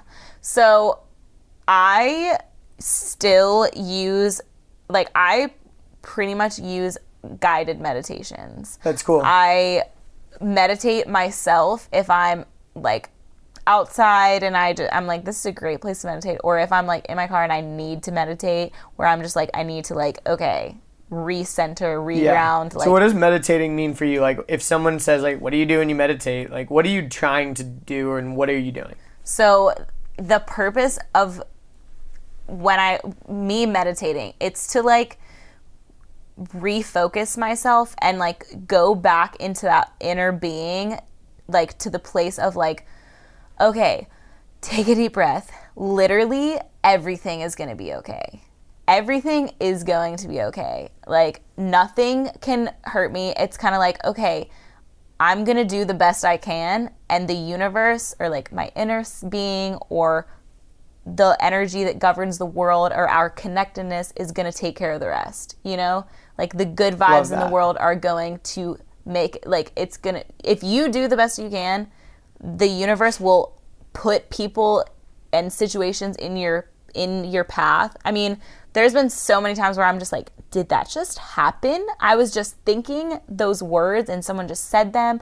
Or like I've had the other night, like, I meditated and I set intentions as well when I meditate. That's like good. I go. So what types of intentions would you set? So morning, it really depends on what I kind of, like, need, or what I'm losing focus on, or, like, whatever. But if I'm feeling kind of not very confident that day, I'll be like, okay, my intention for the day is to be confident. Or if I'm like, okay, I feel like I need to put some good energy out into the world, I'll just be like, my focus for today, I try to have a focus for every day. And, like, my focus for today is give something to everyone that I meet today, whether it's like, and a lot of meditations will tell you to do that, and it's such a good thing to do, and your subconscious mind makes it happen. And like how you were saying earlier, you smile at everyone. Like, I'll literally just give everyone a compliment, or like compliments are great, but absolute genuine compliments. Totally. Like, I will Not a never fake compliment. ever say something like, oh my God, your shirt's so cute. Like, no, I'm not gonna say I like your shirt. Even though if your it's weird, shirt's not like in cute. Mean Girls or whatever. But like, truly, where'd you get that bracelet or whatever it is? Exactly. Like, never like that. I'm always like, most of the time, like, I'll say, like, people have beautiful, I'm obsessed with people's eyes, and so many people have beautiful eyes, and, like, I'll comment their eyes are, like, you can tell when someone, like, lovingly, like, put something on, like a piece of jewelry, or, like, if they have, like, some, I don't know, or, like, tattoo, something something kind of unique or whatever that they obviously took time to think of. I am like, okay, that's cool. Or I'll just be like, even a question, like, sometimes listening is actually giving to people. So, like, totally. How was your day today? Or, like, did you do anything exciting? Or, like, what do you like to do for fun? And, like, people are just light up, like, or, like, how are your kids? Or, like, I don't know. And that's, like, giving something to them that's, like, genuine, and, like, I genuinely do care. And then you'll have a conversation, and then you'll have a human interaction where it's like, okay, it takes people out of, like, even if you're at the grocery store, it takes people from that, like, I'm the grocery store clerk and I'm the customer. Like, I hate that. I hate roles. I hate all of that stuff. We're both people, dog. Like, I just like to get on the same level, because it doesn't, like, it's I just always try weird. to be somewhat funny to people at the grocery store. Yeah, or whatever. Like, yeah. Sup, dude? Yeah, like, exactly. Just bagging bring groceries, it, yeah, man. like, I feel you. right, or whatever. Like, you're probably ready to get off, aren't you? Like, yeah. You know, yeah, just been there. Yeah, always just, yeah, but yeah, so I'll set that intention, and it makes your whole day freaking incredible, even if it's just the most mundane day ever, which I don't believe in mundane days. Like, everything's a miracle or nothing's a miracle, but yeah. So the guided meditations I think are really good for beginners in meditations, and I have an app that I use. It's called Insight Timer. Nice. There's a lot of meditation apps now, I think. There are. I've heard of one called Headspace. Yeah. I actually downloaded it and, like, tried to use it one time, and I like literally fell asleep. Like it. I did not like it. I'm gonna grab my other water. Yeah, but So you downloaded Headspace and you didn't like it? I tried it. I really did try it, and I didn't like it. What's the one that you use? It's called Insight Timer. Insight Timer. It's cool. And the app picture is like a little wooden bowl. I think it's like a meditation bowl, maybe. But the guided. What's a meditation bowl? I've never heard of that. It's like something that you meditate on. You you go around the rim and it makes like noises. It makes I sounds see. that it's like vibrations, and it goes into that whole energy, which I haven't even completely explored. So, and Yeah. I'm very That definitely gets into some stuff that I'm kind of like, I don't know, but at the same time, who knows? I've never explored it. yeah, exactly. I'm open. Yeah, exactly. But yeah, so the what's it guided called again? meditations, Sorry. insight timer. Insight timer. And so what is you what are you listening to when you're meditating with Insight timer? So all the guided meditation, and you can pick however much time you want, doesn't matter. I'm up to the point where I love doing like 30-minute ones. I'll do the 45-minute one because that just like kind of started my whole thing into meditating, that one. But I don't really go over that. Yeah. Because And normally I don't want to go overboard with it. There's a whole balance thing, and I want to be able to get into my day. Definitely. So you choose which one, and then it just depends on the person and their style of the guided meditation. And there's definitely good ones and there's definitely bad ones, and they, like you said, it's different for everyone, and they'll start out in different ways. Like you can start out, some people start out with the intention, some people start out with just the breathing, like immediate breathing, or some people are like connect to the part of you that is divine, or like connect to the divine, and which is like kind of your inner self. And like at first you may not get it, and you may not, you're like, this you is really weird. won't, This is some hippie shit. but you just keep going with it. It's a practice, and you'll start to really understand after a while, and you'll start to like get a flow to it, and you'll find yourself dropping into the flow like really easily, and being able to connect to that like inner you that just knows that everything's okay. And that's like cool. it's like it's connecting to the point where your soul is literally at peace, to where you're not worrying about what you have to do today. You're not worrying about what you should have done yesterday, not worried about your freaking dreams, you're not worried about anything, and you're just like, okay, peace. You're in the moment. So, but yeah, and it takes you through that, and once you do a couple different guided meditations, you're like, oh, this is how you meditate. And then you can start to do it on your own if you want. Yeah. But there's a beginning, a middle, and an end. And they're all different, but at the same time there's that arc, Gotcha. of like beginning, kind of brings middle, you into end. it. Yeah, and like there's normally an intention or whatever. And I like the guided meditations because I do like to use it as sort of like an intention or like a focus, because I have to stay focused in my day or else I'm all over the place. That's me. So, yeah.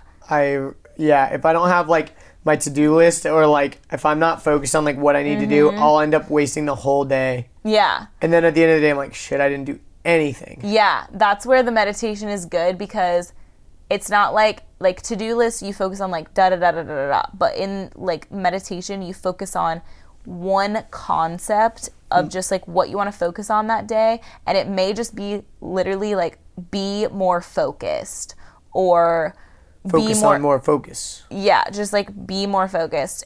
But somehow like you get to your subconscious when you're in that state. So when you do set that intention, it's like planting a seed, and then like throughout the day it gets watered and it grows. And so it's like it carries you through and you don't even know it. So it's like automatically you will get your to-do list done just because you set the intention, and your subconscious is like on that. Exactly. That's interesting. And same with like the positive affirmations, and even just a statement in the morning, like every single morning. Like when I was trying to figure out my passions and like my life, someone gave me this affirmation, and I still say it every single day just because I really just love it. And it doesn't get old. And I just say, I will find a place for my passion to flow and for my every being to prosper. I seek happiness and joy in all things, and I know that my desires will show themselves. I am free. And I just say that every single morning. And it's like who doesn't want that? It's like that exactly. is the goal of life. And when you just say it in the mornings, it's like, and I say it at night too, and it's just like, it carries you through. And it's like, and I say like, I don't know, like I actually get more specific with like personal training or like fitness, and I'm like, I want to be a fitness model living in California, blah blah blah. And it's like when you just say a general statement of where you want to be later in life, your subconscious mind makes the little decisions that get you there. Yeah, eventually. I like that a lot. So that's why the to-do list, you don't have to like freak out about them because your subconscious mind just takes care of them. That's really cool. And it ends up making you want to do them almost, rather than like putting them off. And like I go to the gym every day because I'm like, dude, fitness model, like you got to be fit. So it's like, but my subconscious mind, literally, I love it and I want to go. Yeah. Same. I don't know. Yeah. Yeah, I feel you on that. One thing for me, like, I guess it's just the way that I am. I don't really, I might be too chill sometimes. Like, I don't really ever tend to freak out about what my to-do list is. Yeah. I just, or like, I don't tend to freak out about the future or like freak out. Like, I don't know, for whatever reason, I tend to naturally kind of be at peace. Like, everything's going to be cool, dude. Like, if shit happens, we'll deal with it, bro. Like, that's good. Like telling myself that, like, for example, if you're on if you're like about to board a flight and then for whatever reason the plane is delayed and there's a problem, there's always going to be people that go up to the front desk and complain and yell at the front desk people, and they're obnoxious. And then there's also people that are calm and chill and they think, okay, there's nothing I can do about this situation. Yeah. How do I go about this? What do I do now? Now I'm in this situation. It's not the ideal situation. Right. What do I do? Or, for example, you miss your flight or whatever because you were late, or the taxi driver took you to the wrong place, or, or whatever.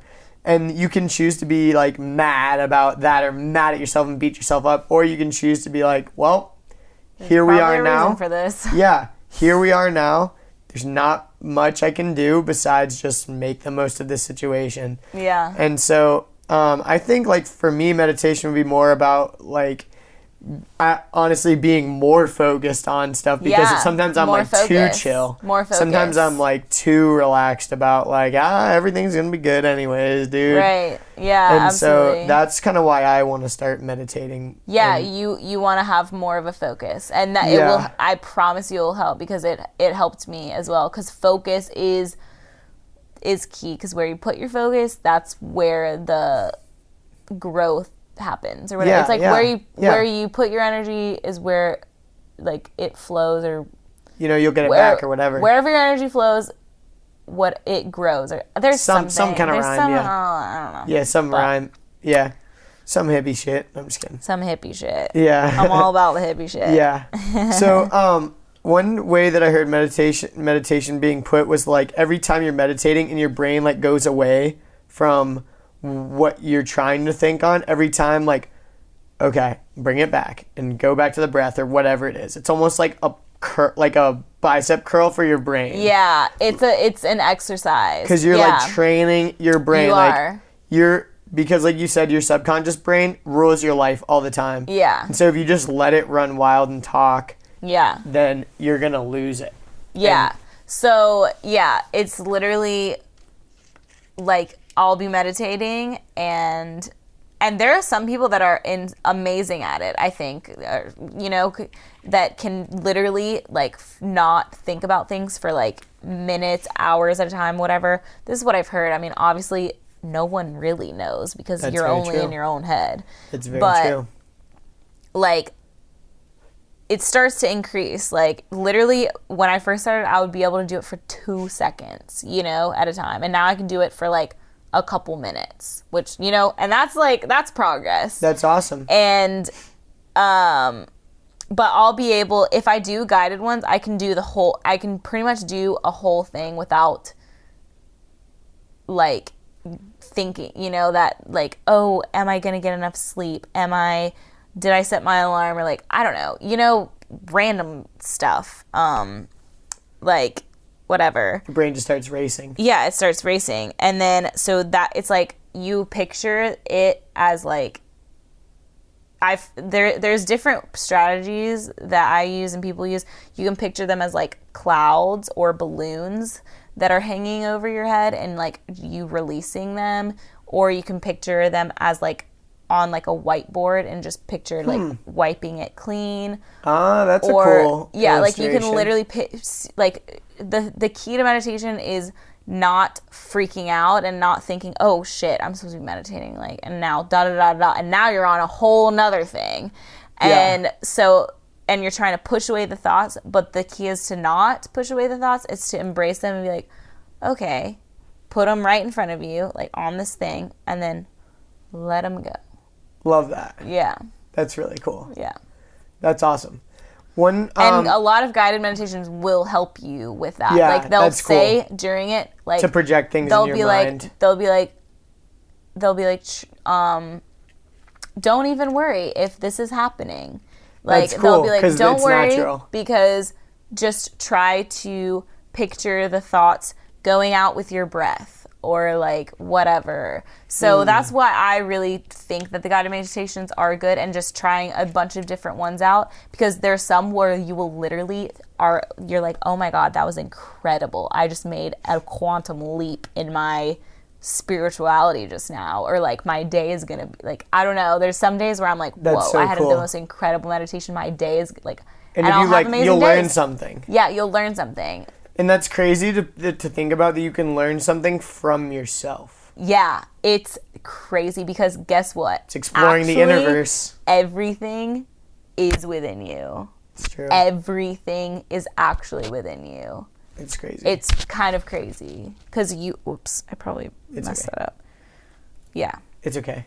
That's really Because cool. literally, you can create whatever life you want. I mean, if you think about it, you can choose today to, like, I could choose today to move to California, and literally my life changes in 1 second. So true. 1 freaking second. I could choose, like, if I want to do fitness modeling right now, and I'm literally preaching to myself right now. Yeah.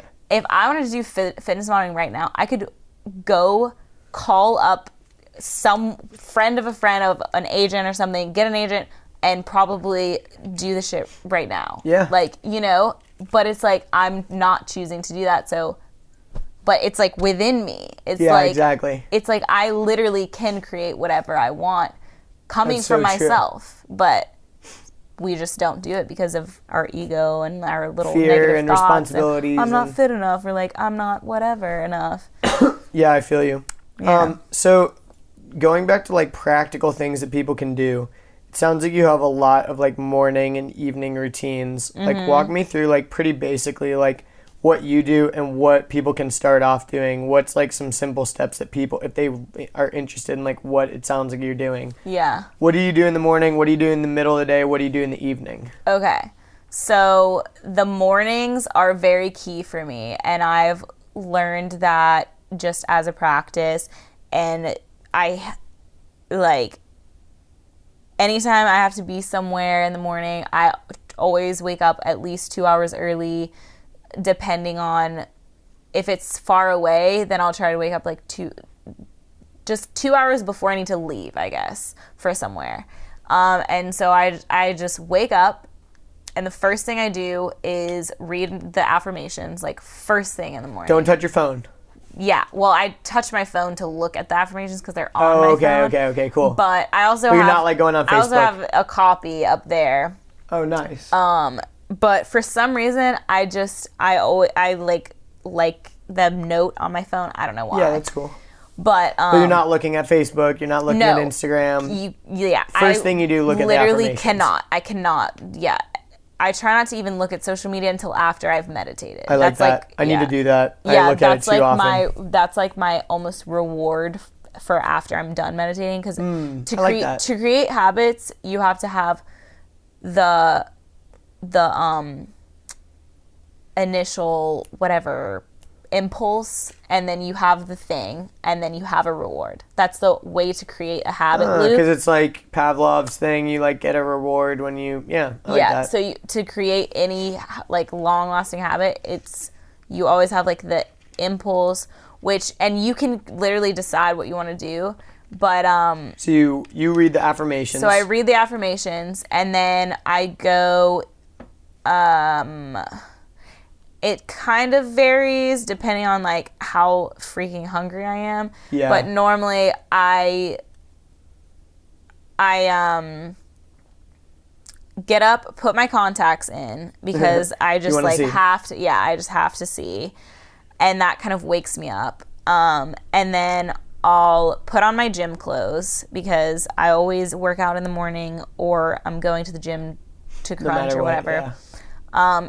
And that just gets me in that like productive mood kind of. And then go eat this. I eat like this probiotic whatever in the morning. Just what is first it? Thing. What's the brand so people can know? Okay, it's coconut kefir is what it's called. You can get it at Whole Foods. So it's like fermented? Yeah, so it's like Greek yogurt, but it's coconut yogurt. And it has way more like probiotics in it than a normal thing. Like you can taste it. It doesn't taste that amazing, but you can like you taste it and you're like, whoa, that is healthy for me. It's fucking like, alive. I don't know.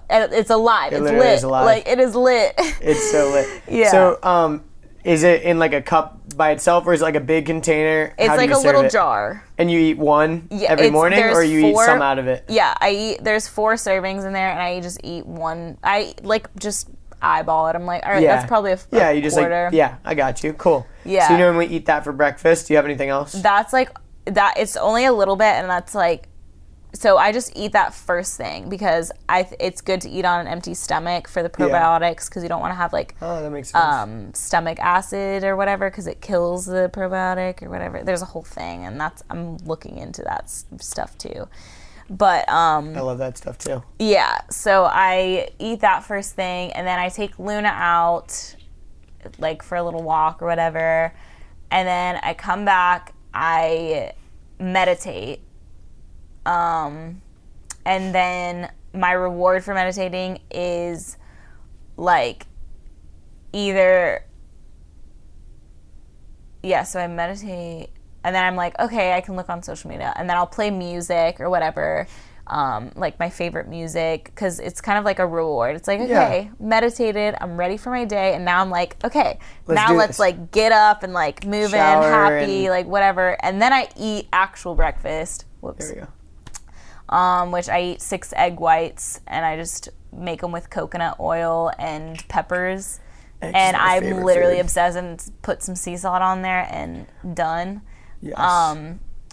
So I do the 6 egg whites. It's like 30-ish grams of protein, which I think it's good to have like 30 grams of protein breakfast. It literally fills me up. Like, and I swear I just don't get as hungry. I don't have the blood sugar spikes and like tiredness. It just like carries me.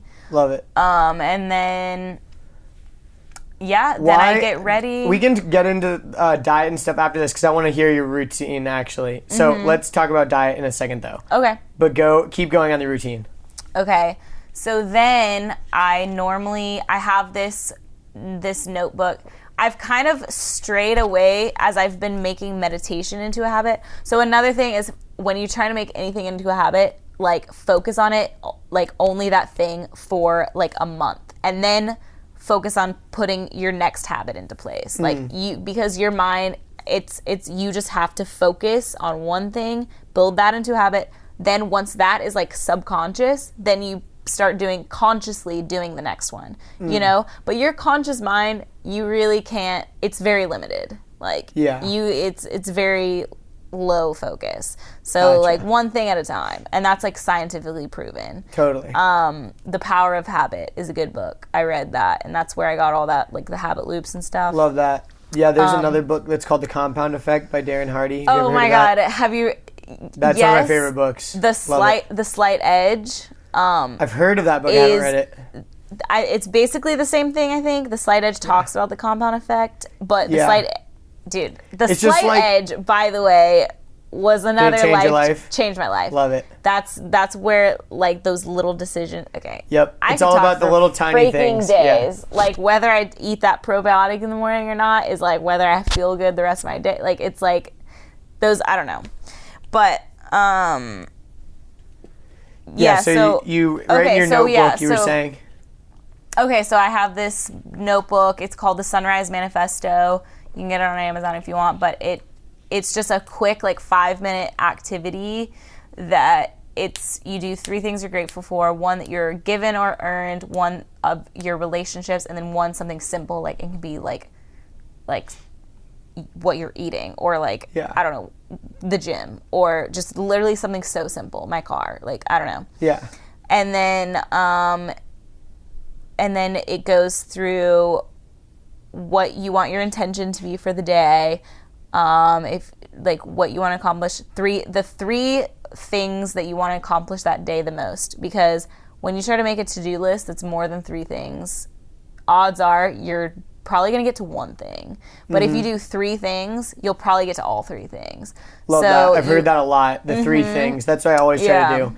And I always try to pick the 3 things that are going to be most effective. Like, if I have a long to-do list, what are the 3 most important things? Like, I'm not going to be kicking myself tomorrow if I don't do it. Yes, exactly.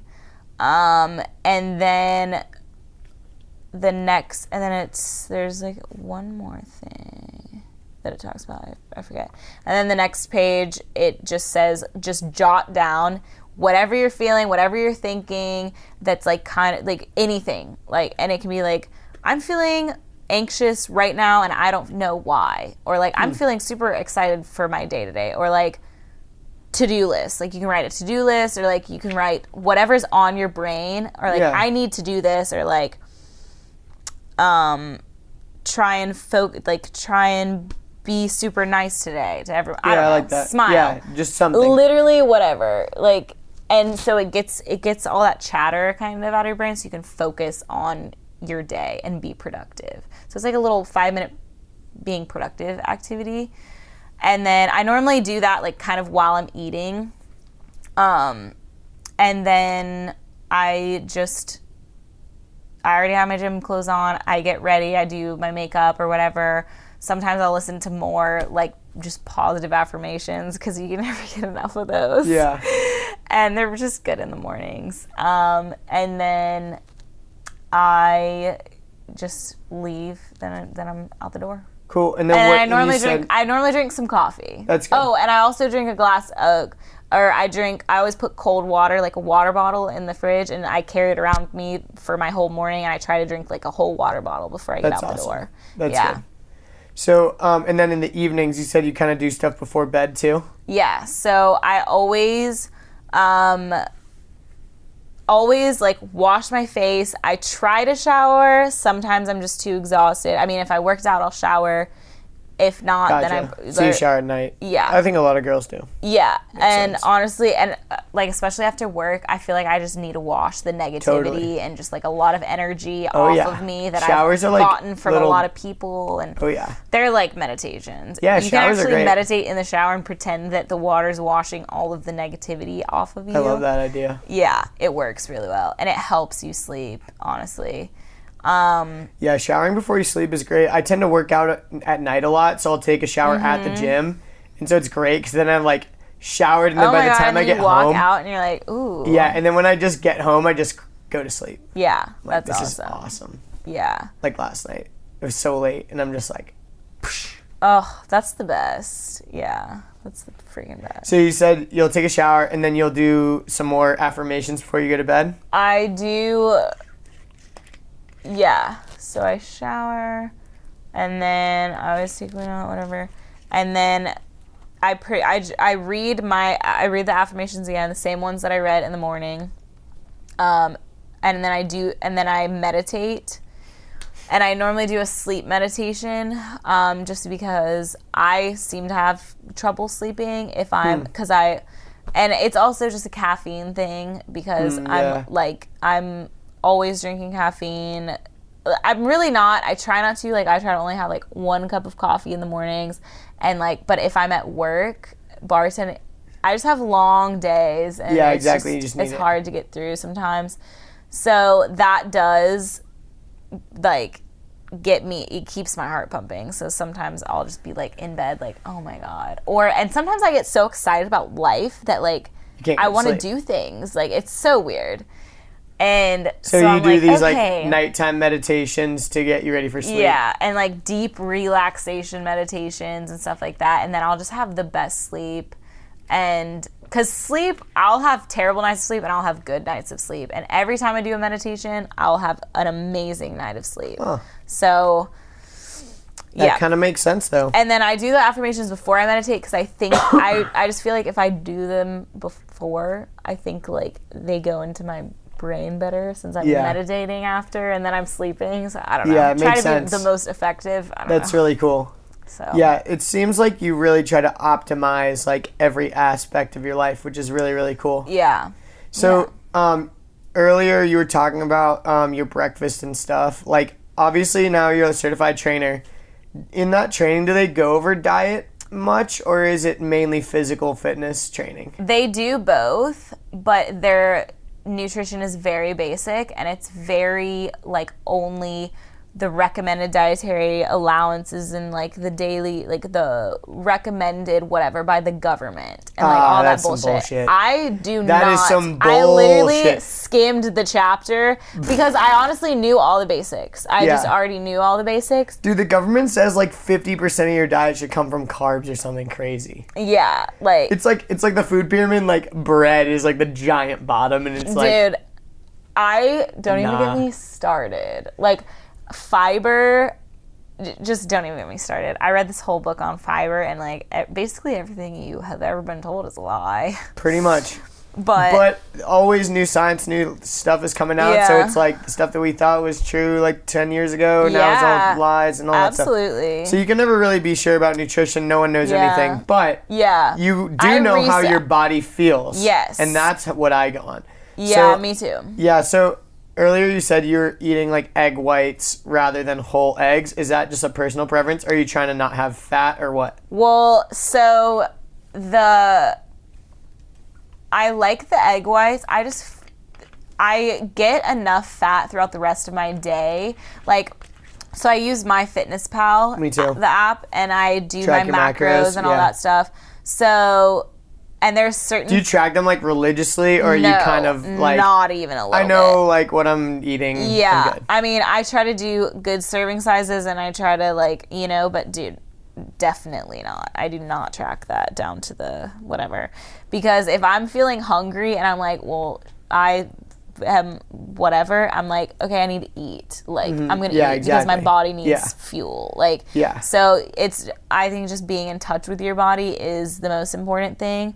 But also having the guidelines is good. Yeah. But sorry, we went back. The egg whites I do because, I mean, if I ate 6 eggs, you know, that's ridiculous. That's like I eat like 4 or 5 every morning. Well, yeah, but I'm bigger. Guys are different. So different. And it's like, true. Dude, my boyfriend eats like 10 eggs a day. Yeah, literally. But I had an omelet for dinner and I had eggs for breakfast and I had like nuts for lunch. Yeah. Yeah. So I've had eggs all day. Yeah. Eggs are my favorite. I love eggs. Me too. I love them. And for a while I was doing regular eggs, and I don't know. I just like the egg whites better. I just feel cleaner. So that's cool. I just like the it's straight protein, which is what I like, and I don't have to worry about like the fats and like, I don't know. And I'm like, my favorite snack is banana and almond butter. Like, I like don't crave any, like I don't really crave a lot of random shit, but I'm just like, oh my god, almond butter and banana. I crave it every day. I'm like, that's awesome. Can't wait till I get to eat my whatever. So, and sometimes I like eat a little extra almond butter. So I'm like, okay, I got lots of fat from that, and like I'll eat a protein bar too, and that has like a fat, like, you know, I just kind of like try you're getting fat. Yeah, I feel you. Some people are afraid of like the cholesterol and stuff too. They're like, oh, eggs are really bad for you. But that's not exactly. Yeah, it doesn't cause high cholesterol. It doesn't. The way that our bodies work, that doesn't. When I lived in Italy, the host family that I stayed with, they freaked out when they found out that I ate so many eggs. They're like, you're gonna die. They thought that I was going to get high cholesterol and die. They were like, literally, you should have like 1 egg like every couple of days. Like, you shouldn't have more than that unless you're eating egg whites. And I'm like, that's not true, dog. I eat like a dozen eggs like every 2 days. Like, are you kidding, bro? Like, but anyways, But that's really funny. I used to start my days off with oatmeal every single morning. I've heard that like oatmeal is really good. Yeah, so I've heard that as well, and that's why I did it. And I literally made that into a habit. Like I would wake up, eat my oatmeal, like crave it, and it was part of my routine, whatever. Did you add like sugar and stuff, or just like straight oats? No, I did not. I'm like very good about that steel-cut stuff. Oats.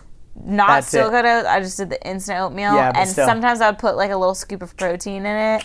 Hey, that's good. Yeah, or blueberries or bananas or like whatever. You can make oatmeal amazing. You really can. I would actually start really to like crave oatmeal. it. Like me and Heidi would make like gourmet oatmeal. We'd put like nuts. We would put like almond butter sometimes. Like ooh, that sounds amazing. Cinnamon, coconut milk. Like we got into it. Like that sounds it was a whole good. thing.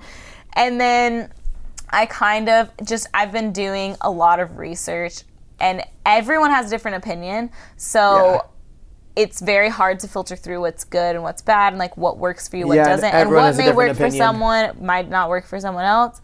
So I've just been trying out different approaches myself, and I've really liked the egg whites. Love it.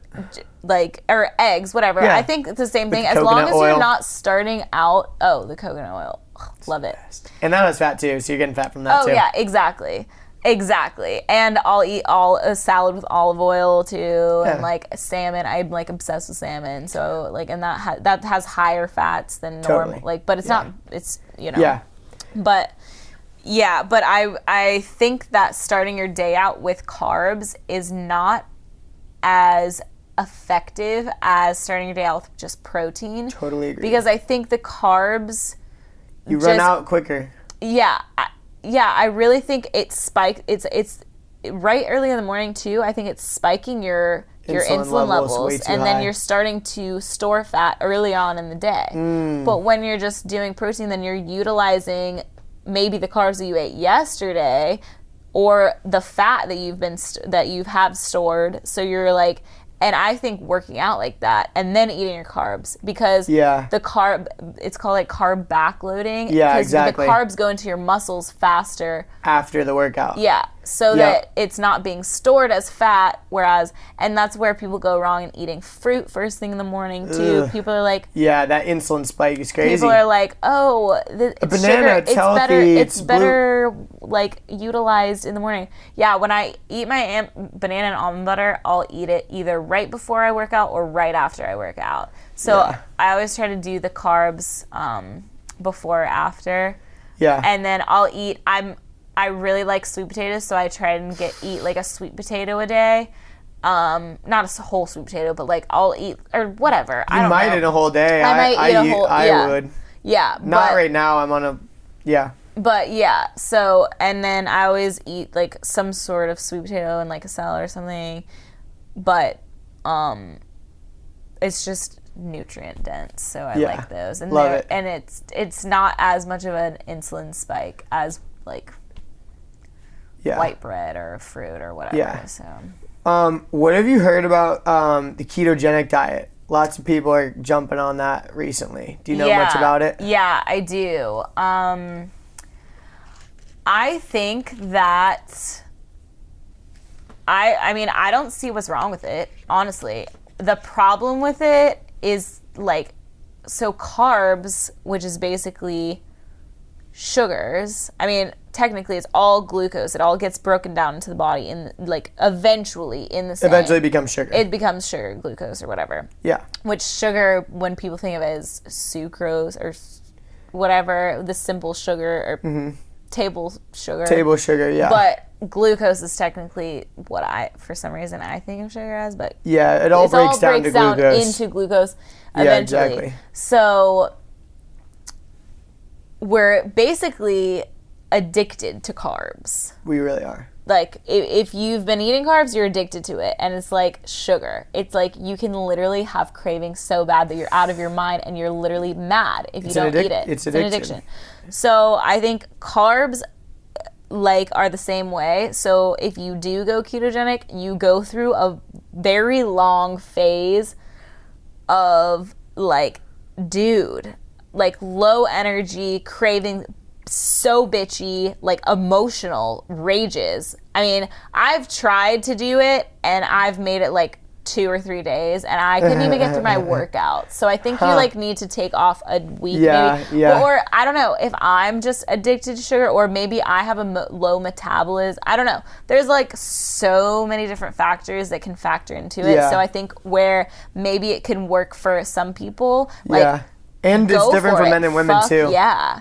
Like fuck yeah. Oh yeah, for women, dude, emotional. I literally cry. Like, I mean, it's weird. It's really it can weird. mess with your hormones for sure. And your brain feeds off of carbs too. Yeah. But there's also supplements that you can do, like MCT powder, which is good for your brain and like stuff like that. So there's a lot. There's a lot.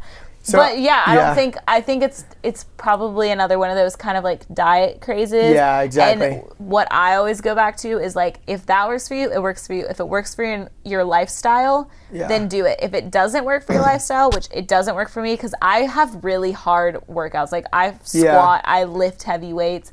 And honestly, I like the carbs and I need the carbs to get through good workouts so I can actually feel really good and build and be toned and like whatever. Yeah. So like, I feel you. If it works, if you don't like it, then you shouldn't do it. If you can't fit it in and you're not going to stick to it, that's another thing. Don't even fucking try it. That's totally another thing. If you're not going to stick to a ketogenic diet, don't even try it, because if you think you just want to try it for a little bit to lose weight, guess what, honey? Gonna go right back. It's not gonna work. Yeah. It's not. So for people who are listening, and we just talked about the ketogenic diet for like 10 minutes and we didn't explain what it was. So basically, it's okay because I did it too. So basically, a ketogenic diet is the majority of your, I'm gonna probably butcher this explanation, but the majority of your energy comes from fats. And so like 75% or more of your daily intake is fat pretty much. And then like 20 to 25% is protein, and then like 5% to 10% is carbs. Yeah. And like I think it's under what, like 50 grams of carbs or something? And actually I didn't tell you this because I wanted to hear your honest opinion, but I've been doing a ketogenic diet for the past since the end of March.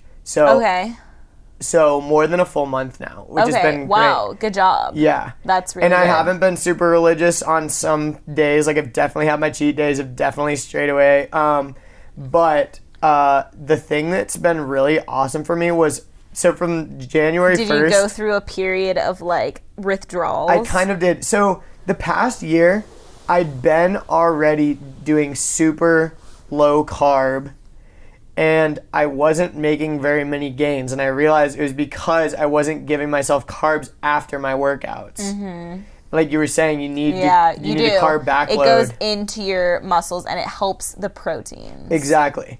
So it actually helps shuttle the proteins into your muscles. Yeah. And so I wasn't eating like any carbs. I was basically eating, my meals were like a meat, so like chicken, turkey patties, or like salmon, and then a vegetable, so like asparagus, broccoli, whatever. Mm-hmm. And I was lean, but I wasn't like it wasn't getting bigger, which I wanted. So then from January 1st to the end of March, I did like a like a 90-day bulk kind of, where I was like bloated the whole fucking time. I was eating so much food and much carbs. I like blew up. I gained like 20 pounds.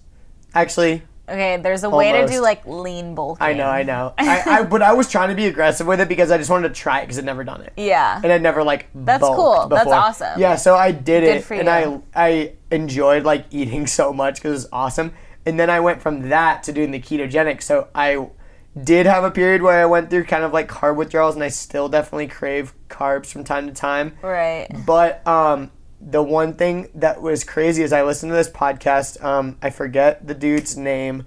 I will put it in the show notes if I think of it, but it's Tim. It was on the Tim Ferriss podcast, and it was this guy who's he's a professor, and he's like all about the ketogenic diet, and he kind of talked about what his actual like daily diet looks like, and that kind of helped me a lot. So in the morning he'll eat like a super fat dense giant breakfast, and then in the middle of the day he'll just have this snack and like some MCT oil or like whatever, and then for dinner he'll have like a really big. So he does the MCT. Yeah, I have MCT oil too. You got to do it. You have to. MCT because oil your is brain awesome. Your brain's got to have food. Yeah. So I have tons of coconut oil, tons of olive oil, tons of MCT oil. I pretty much put MCT in like everything. It doesn't taste like anything. Coffee, like everything. Coffee. I put it on my eggs in the morning too, like on top of everything. That's good, yeah. And I'll put tons of avocados. Oh my gosh, avocados are great. Yeah. But yeah, and then for my, like, all my carbs just come from vegetables. And so the way that guy talked about it, I can't remember this guy's name, I feel bad, but he talked about it where, like, when you're calculating your carbs, calculate them as net carbs. So if it's a vegetable, tons of fiber, whatever the carbs minus the fiber is, count that as your carbs. So if it's like 5 grams of carbs, but also you're getting 5 grams of fiber, that's like a net carb of 0. It's not really... because fiber just comes out in your shit. Exactly. So Exactly. it doesn't actually get digested. Exactly. So, yeah, so that was really interesting. So that's actually what I've been doing. So, like, in the morning, I have this giant fat bomb of a breakfast. It's amazing. Like, eggs, guacamole, salsa, spinach, Yeah, MCT so when oil. you're talking about all your eggs, I was like, and then you're talking about, like, just all the stuff, I was like, that's super high fat content, like, that he's eating. Like, and it's I was like, a lot wow. of fat content. Yeah, but then But I the crazy thing is he must be doing high fats. Yeah. And that's why I was asking, too, because I was just curious as to what your fat intake was. But also, it's been interesting. I do higher fats and lower carbs. I get about, like, 100 grams of carbs a day. Yeah. Which that's is low. more than it is. Seems low. like a lot. You're like, wow, 100 grams, but that's like you can eat that in one bar. It is very low, in like one thing. Yeah. But I think it's a perfect amount of carbs for me that it's like good for my workouts, but like not overboard because I think you can go. And honestly, carbs do not make me feel good when I eat them. Like, totally. they're just unless very, it's like a complex. Unless it's a banana. Like, love bananas. Like, I think they're the freaking. I think that they're the key to life. Like bananas. Like that's awesome. Dude, obsessed with bananas. They're amazing. Like sometimes I eat 2 or 3 a day. That's awesome. But that's like if I did legs. But yeah, I feel you. I think I had 2 today. Yeah. So probably enough about diet. Okay, so you just mentioned that you're like, yeah, I'll have 2 if I did legs. What's your training style? It seems like you're kind of like bodybuilding kind of style. Like high reps, like lots of isolation workouts. Like what is that true or am I tripping? I do a lot of different stuff, but I definitely stick to like I lift weights. And honestly, I love lifting weights. Like I don't know. Weights. I feel ladies lift weights. Lift weights. Yeah, cuz you need to build that if you want the physique that probably you have in your head. I'm sure that you need to lift weights and build some sort of like toned muscle. You can lift your body weight. It doesn't matter. Like body weight's heavy. Is actually really, really good, like functionality, you know? Totally. And that's going to give you like toned, lean, like very lean. And you work all those like balancing muscles and like you work like little muscles you don't even know you have. Very nice, good physique. Totally. So I incorporate body weights in my workouts, but I also I do heavy weights because my body type is like very skinny. Like obviously when I started my fitness journey, like you said, I wasn't fat or anything, which I wasn't fat, but I was not. The time of my life, I had gained a pretty good amount of weight. Like it was the heaviest I've ever been. But my legs are naturally skinny, like no butt, like, you know, I just have to, I'm not very shapely, like my body type isn't very shapely, but like I've built myself into being like, you know, like a nice round or like curves and like, you know, I've built a physique that I like. Yeah. Now you're proud of. And you can do that with lifting weights. And it's kind of cool because it's kind of like an art. It's like it is. In a way, because you can sculpt it is crazy. your Sometimes body. It's really cool. Yeah. And I think also like a lot of times when people think of female bodybuilding, they're thinking of these like gross, nasty, like huge women that are, you know, allegedly whatever, maybe not on steroids, might not, maybe taking HGH, whatever. Yeah. Like there's this and they have like no fat on them. They're super skinny. And I think that girls think that if they lift weights, they're going to end up looking like that person, and it's like, just not true. It's hard to gain muscle. Is literally insulting to me. Because it's like, if you think that I lift heavy ass weights And like for like, me, and I put in tons of work, and I don't look like that. Those people are on drugs. How do you think that those people you are on lifting drugs, some why. 15-pound dumbbells is gonna make you look like that? Honey, it ain't gonna happen. Not. It's really hard. Like, It's you're hard. afraid of looking like those that. people are on literally like crazy drugs that are like just really crazy drugs. Exactly. Yeah. Exactly. Oh my god, I almost What's up? wasn't wearing my skirt. Hi. What's up? Luna. I'm good. I'm Heidi. Nice to meet What's you. up? This is Andrew. I'm We're doing a Andrew. podcast Andrew. right now. Oh. Yeah, we're recording a podcast. Yes. It's okay. Luna. No, you're totally good. We can actually pause it for a second. I'm so sorry. Pause it. All right, we're back on. That was Heidi, but- Ashlyn's roommate. Yeah. But anyways, we were talking was- about, you were going to show me something. What? Yeah. Well, there's this thing that I kind of like wrote out. What was I going to say? Oh, okay. And I was going to put this as like an Instagram status or something, but I think it kind of like, I don't know, it's cool. It's kind of like, because I feel like the gym is so like, okay, it's the gym and it's like sweat and like bros are in there and like lifting weights, but like I kind of look at it as like spiritual, like meditative kind of way. And I just like wrote things like the term bodybuilding seems to have become associated with having bulging muscles, lots of mass, and popping veins. But I think weightlifting, bodybuilding is a form of art. How beautiful is it that we can sculpt our bodies into whatever shape we want, and through our own movements, our own energy, and our own sweat. No two physiques are the same. Transforming your body into its own unique version of fit is an incredible thing.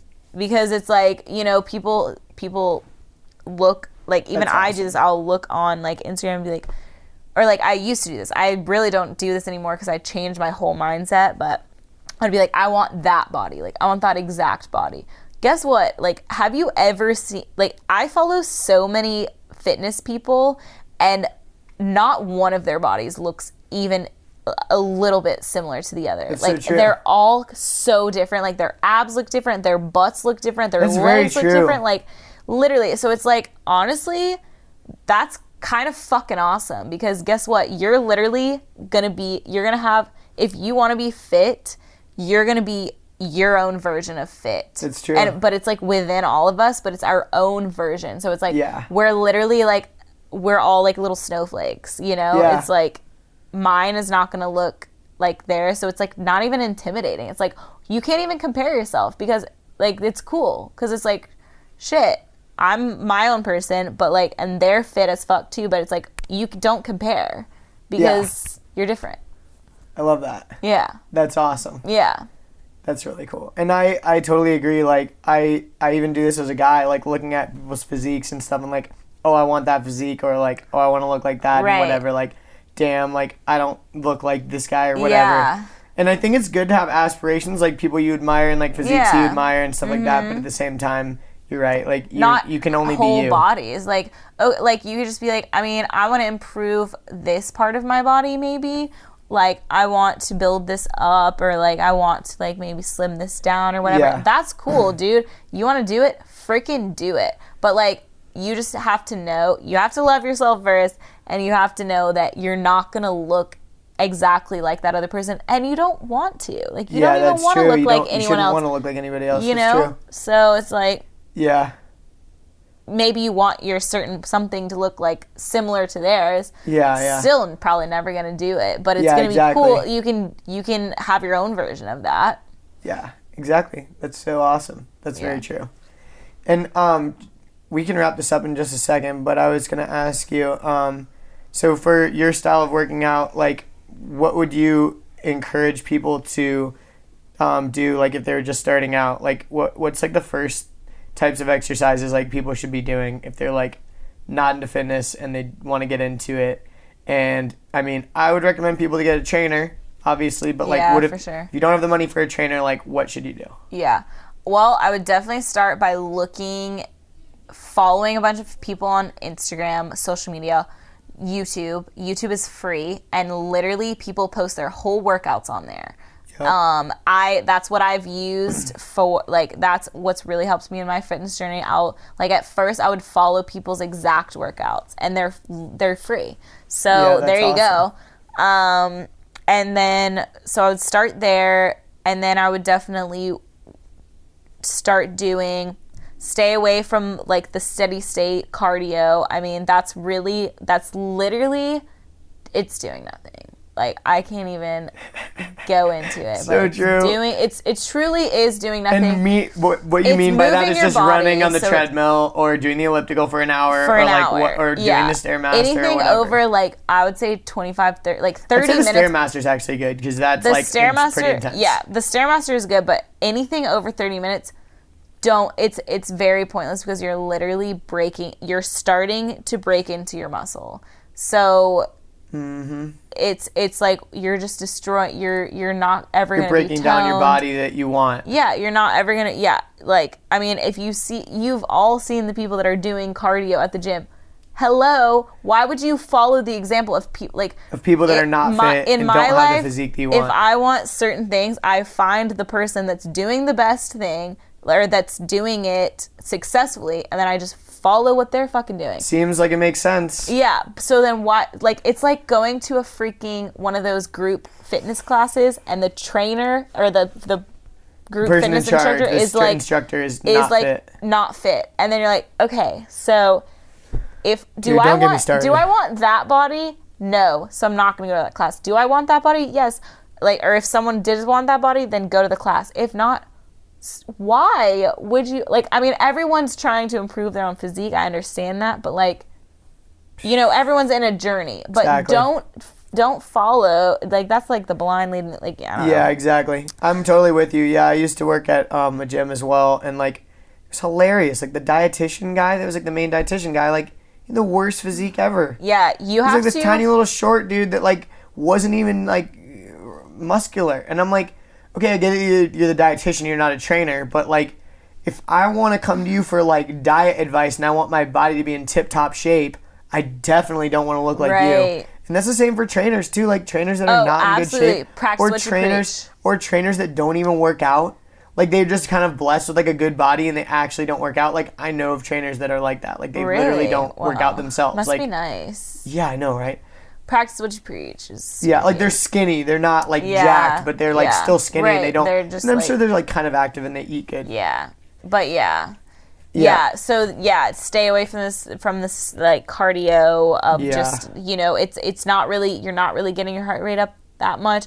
You may be in, like, zone 2, which is just, like, it's not really doing anything. And then you're starting to burn muscle, and you're starting to burn your carbs that you haven't stored as fat yet, and then it's just backwards. Like, it's counterproductive. If you do cardio, which I love cardio, honestly, I love, like, sweating, and I love, like, getting my heart rate up and bringing it down. It's amazing. I love it. But I just do sprints, like 30-minute sprints. That's great. Rest for 30 minutes. 30-second sprints. Sorry, not 30-minute sprints. 30-minute sprints. Hell yeah. Hell no. I do like 10 30-second sprints. 30-second sprints. Jeez. Oh yeah, and then after, and another thing I do, on a treadmill.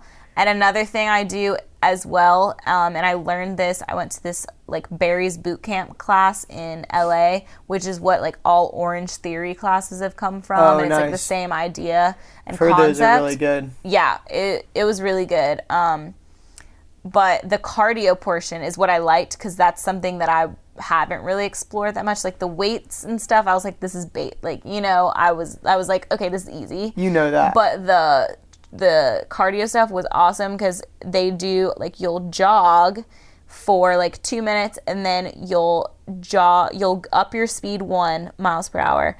You'll put the incline up to like 6, and so then you'll jog for another minute. Then you'll put the incline down. Then you'll up your speed and run. You're, like, running at this point for a minute. Then you're sprinting for 30 seconds, and then you go back down to the light jog. Huh. So it sounds like interval training? Super confusing, but it's like 3 blocks. Yeah. So it's like you go up it's in like intensity a jog every time. Yeah. Yeah. So it's like a jog at just a regular, like, no incline jog, like very light jog at a low incline. Then you go a little bit faster at an incline for a minute. Then you go even faster, not an incline.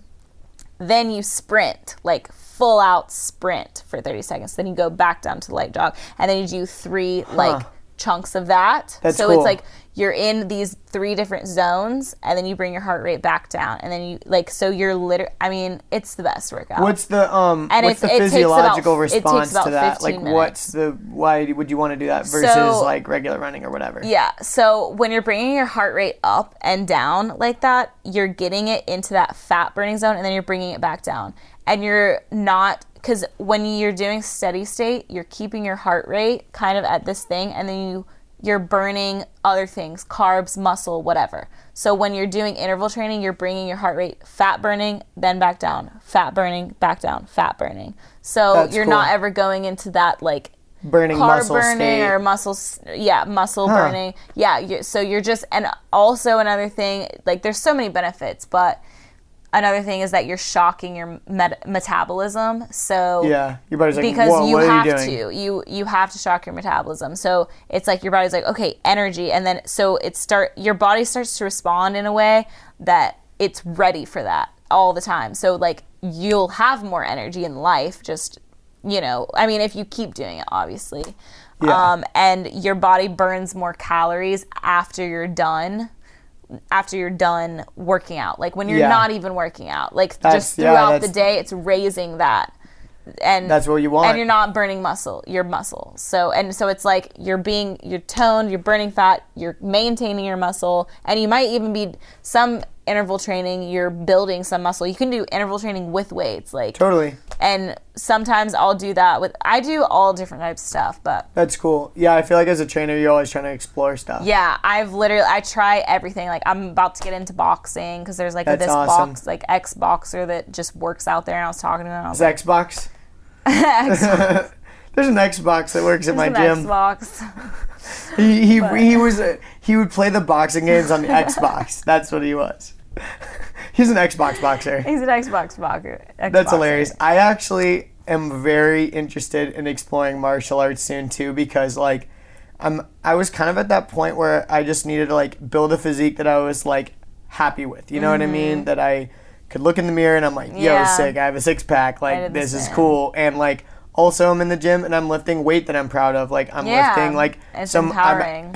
Yeah, exactly. It is empowering. And you can walk in the gym and like feel confident and not be like feel like you're like out of place. Yeah, exactly. When you're lifting weights that are really freaking heavy. Yeah. You know, when you're lifting weights that are heavier than you, that's a cool feeling. You know, you're like, damn, I'm lifting like 2 people right now, or what, you know. Like, and I built myself to do this. And like my you body think about the can progress. freaking do this.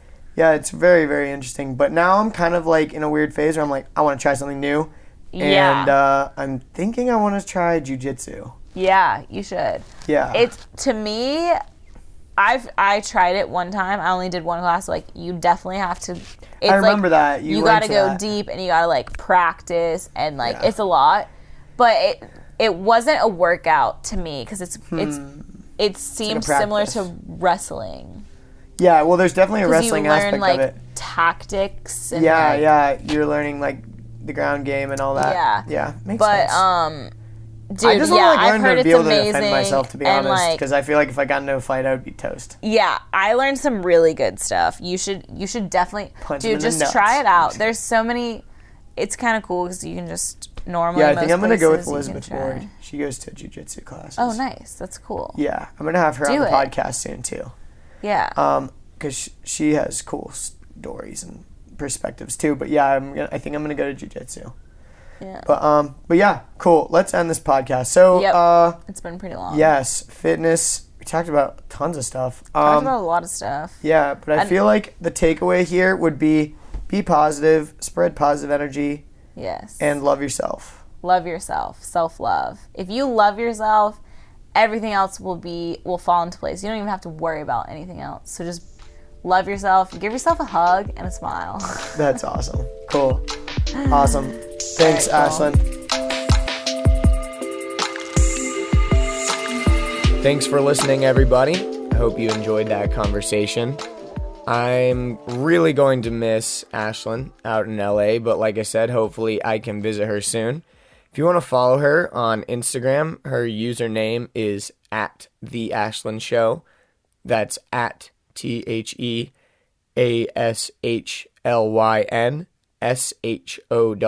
That's all one word. And hit her up, give her a follow. And if you have any fitness questions or anything like that, I'm sure you can shoot her a DM.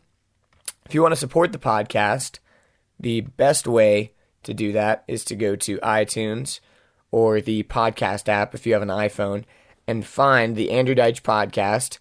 If you're listening to this right now, you're probably on there if you're on an iPhone. But leave it a 5-star review and give me some feedback in there. I would love to know what you like, what you don't like, how I can make this podcast better. And also by downloading all the episodes and subscribing, that helps tremendously. Unfortunately, iTunes happens to be the best place for podcasts to be discovered. So having lots of downloads is crucial for me to be discovered and jump up in the new and noteworthy section. So even if you won't listen to all the episodes, I would greatly appreciate the downloads anyways, because it goes a long way in getting me discovered and getting me higher in that new and noteworthy section. If you want to follow me on my social media platforms, the best way to find me is just to go to my website, andrewdeitsch.com. That's Andrew, DEITSCH.com. And you can find links to all of my social media handles and accounts. It's under the social tab. Thanks again for listening. If you've made it all the way to this part of this podcast, I truly appreciate you. And I hope that I'll be able to continue my mission of delivering meaningful, uninterrupted conversations with some fascinating humans. And I hope I can grow this platform into something great. But until next time, bye-bye.